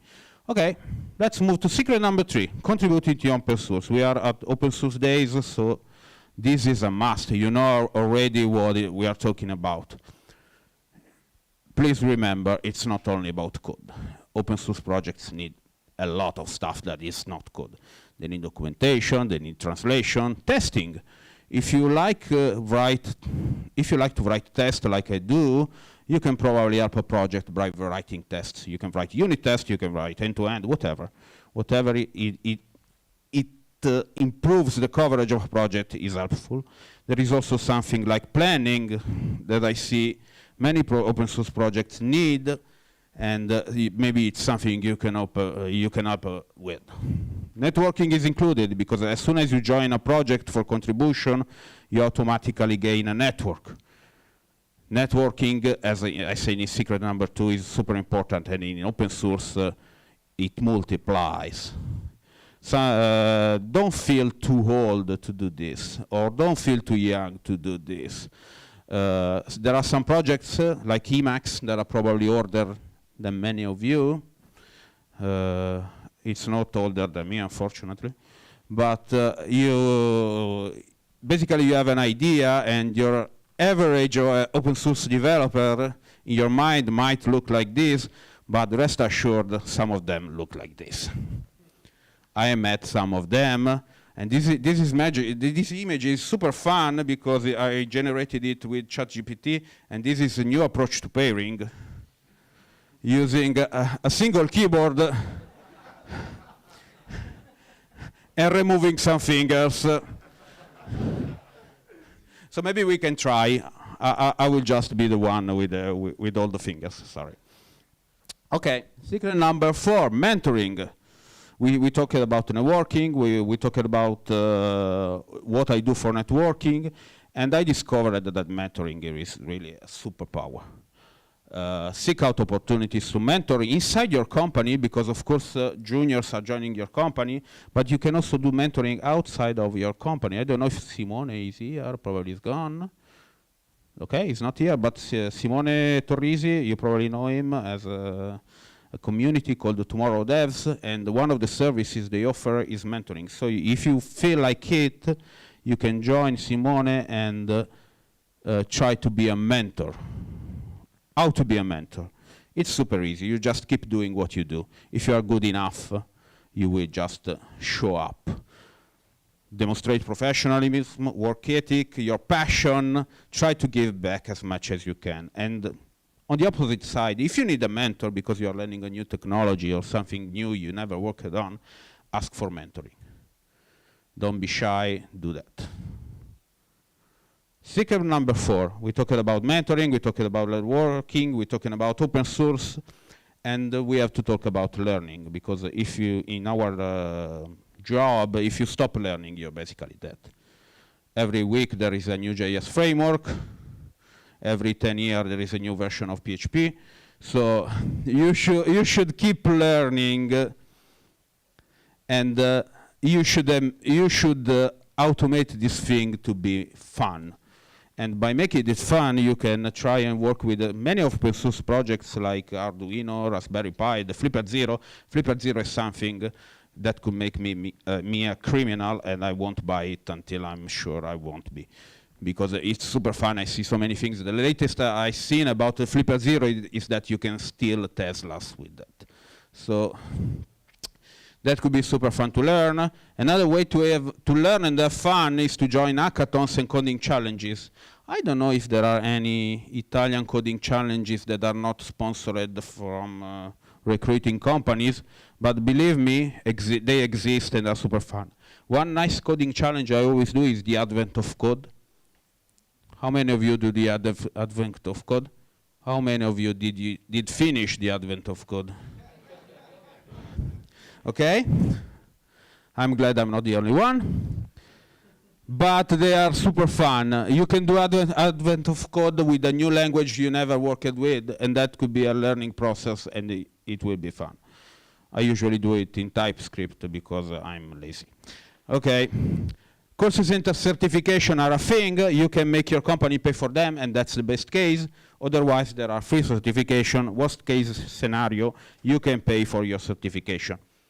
But you don't have to pay. There are certifications that cost a lot, but there are also certifications that are pretty cheap or for free. General rule, stay hungry and stay foolish.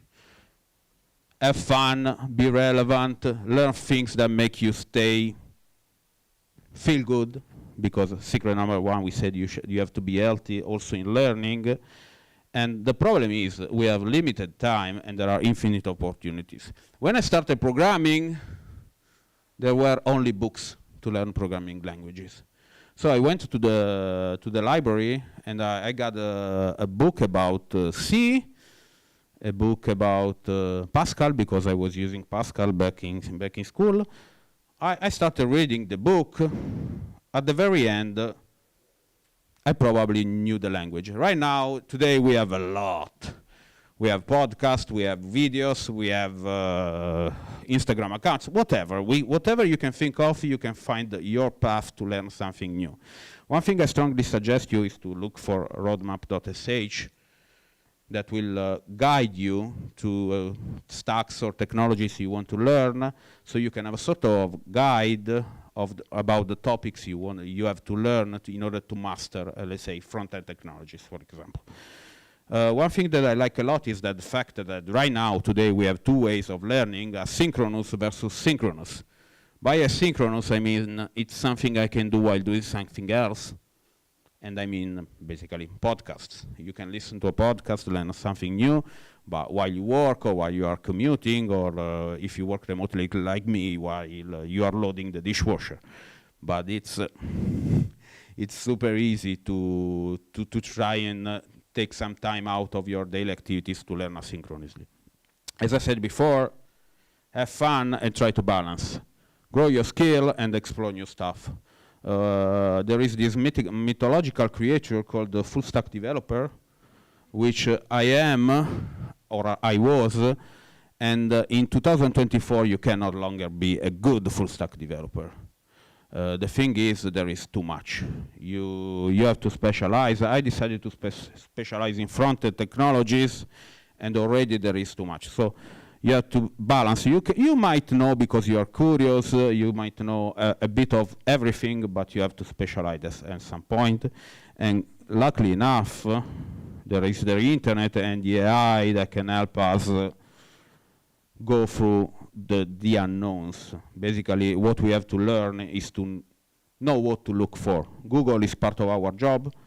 When I interview people, I tell them, okay, you can Google it if you want. If you don't know what we are doing in this exercise, you can Google stuff. Also, Googling stuff tells me how you work. And that's what I usually do when I interview people.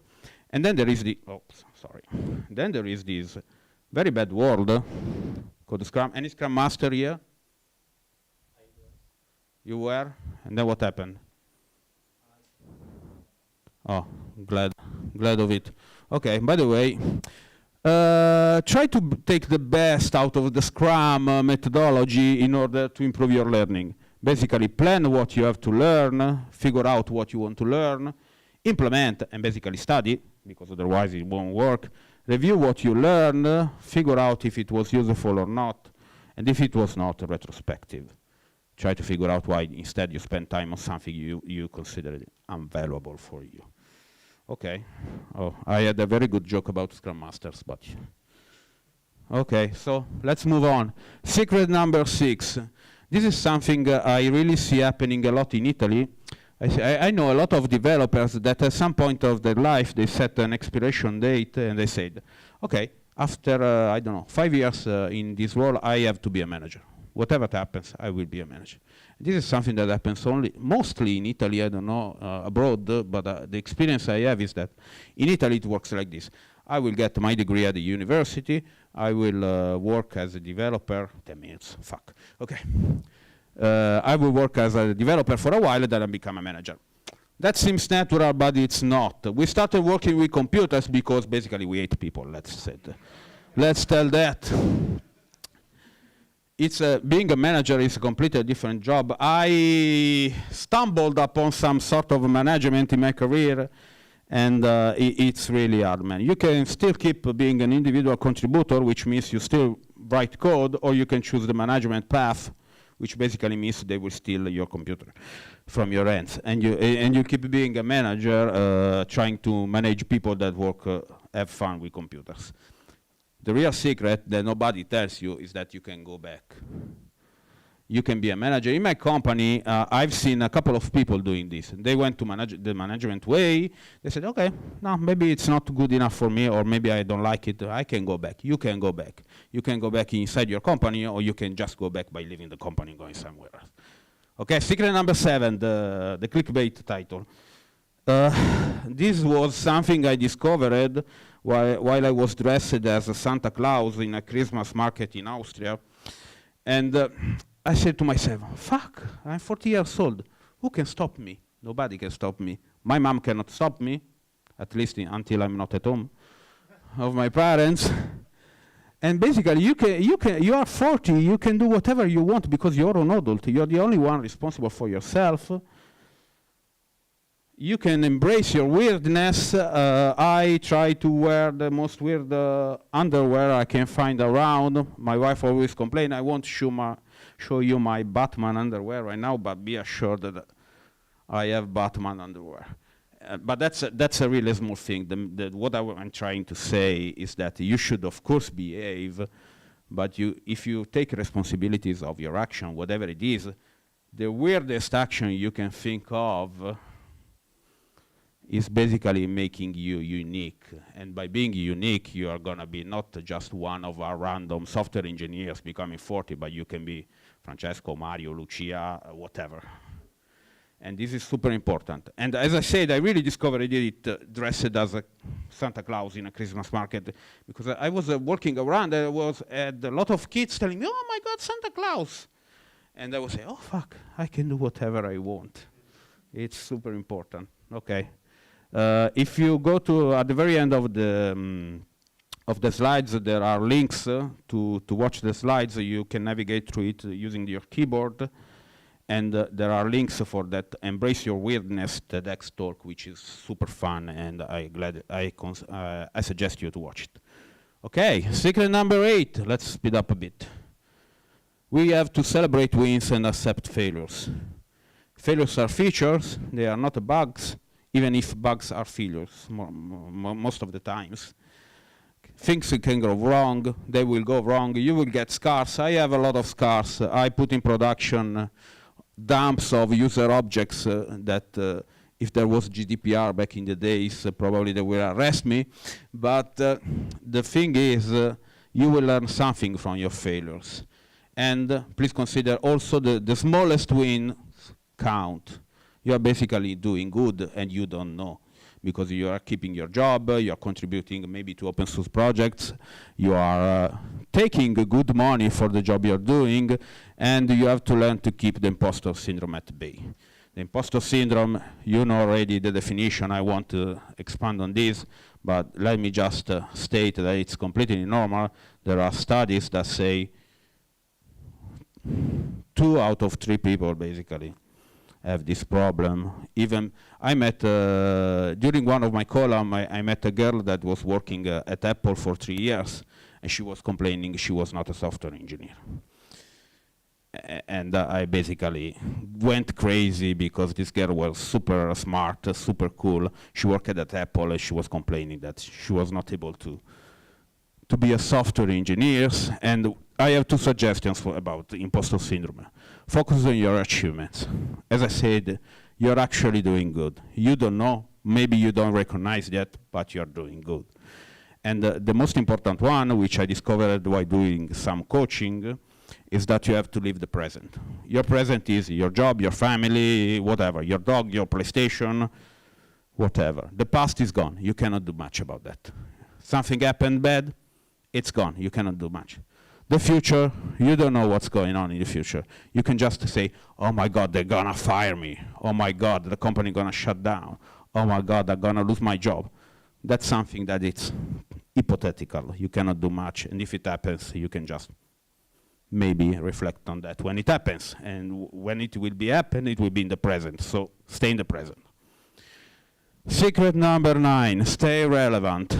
The more I'm getting older, the more I discovered that our job is not about, it's about writing code, but not that much. Maybe most of the times we just solve problems. We have people coming to us saying, okay, I have a bug, I have a problem.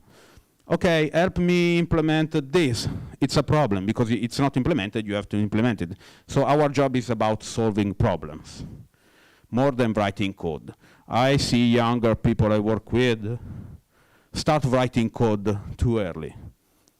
You have to reflect. We are, let's say, older, wiser, maybe. It's really about solving problems. You have to experiment. You have to think about what you're doing. My experiment is that this is my first talk at a big conference, so I'm doing pretty good, actually, as I said. Or you can move closer to software engineering, but in different positions. I didn't know Apple had an emoji for project managers, but you can try that path too. And one thing I did close to software engineering is that I created fullremote.it, which is kind of successful with 5,000 subscribers. Or you can specialize. By specialized, maybe you can make a good money by maintaining PHP 5 code. Okay, last but not least, get along with younger co-workers. You were a younger co-worker too, basically. Be approachable. You instantly become younger. I discovered Misketa, thanks to Sanya. Hello, Sanya, if you're watching from remote. No, I really knew about Misketa, but I never listened carefully to her songs. I wish I never did it. But because all the songs I have on my Spotify playlists have something like remastered, written close to them. That's really a problem. Okay, as I said, it's magical. You discover new stuff. Younger people work, live differently. They really live in a different planet compared to my planet. They don't watch movies, they watch TV shows. They don't listen to music, they listen trap. They dress differently, they do a lot of stuff differently than us. But the most shocked moment I had in my life is when I was talking about Indiana Jones to a colleague of mine, and she was a girl, she told me, okay, who the hell is Indiana Jones? And I said, fuck. So, sorry, I probably used all the fucks available for open source days. And basically, they are really so different, but I have a lot of fun working with them. I have a lot of fun teaching them. I have a lot of fun learning from them. So, thank you, folks. If you have any question.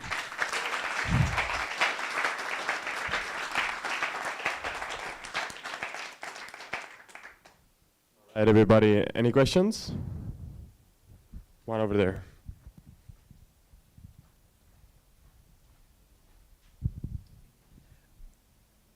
a bit more, I mean, your talk is incredibly fun, but it's also very open-ended. That's why the question is more on a personal note. If you were to pick out a couple of things that you would do differently, what would those be? I live in the present. I don't look at the past. No, I'm joking. No, what I would have done differently, I would probably finish my university degree. That could have been something to be done. I would have probably not follow my passion back in the days. When I was working in eBay, I basically worked on everything you can think of in the web and mobile stack. I did Android, I did iOS, I did the web, I did whatever, because I was curious. And probably being more specialized could have helped me a bit more in my career.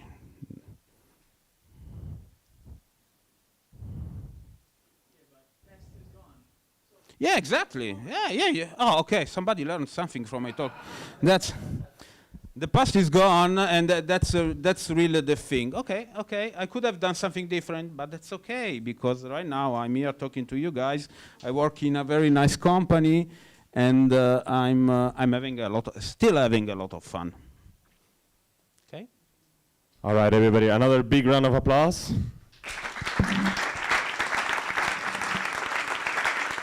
This is for you.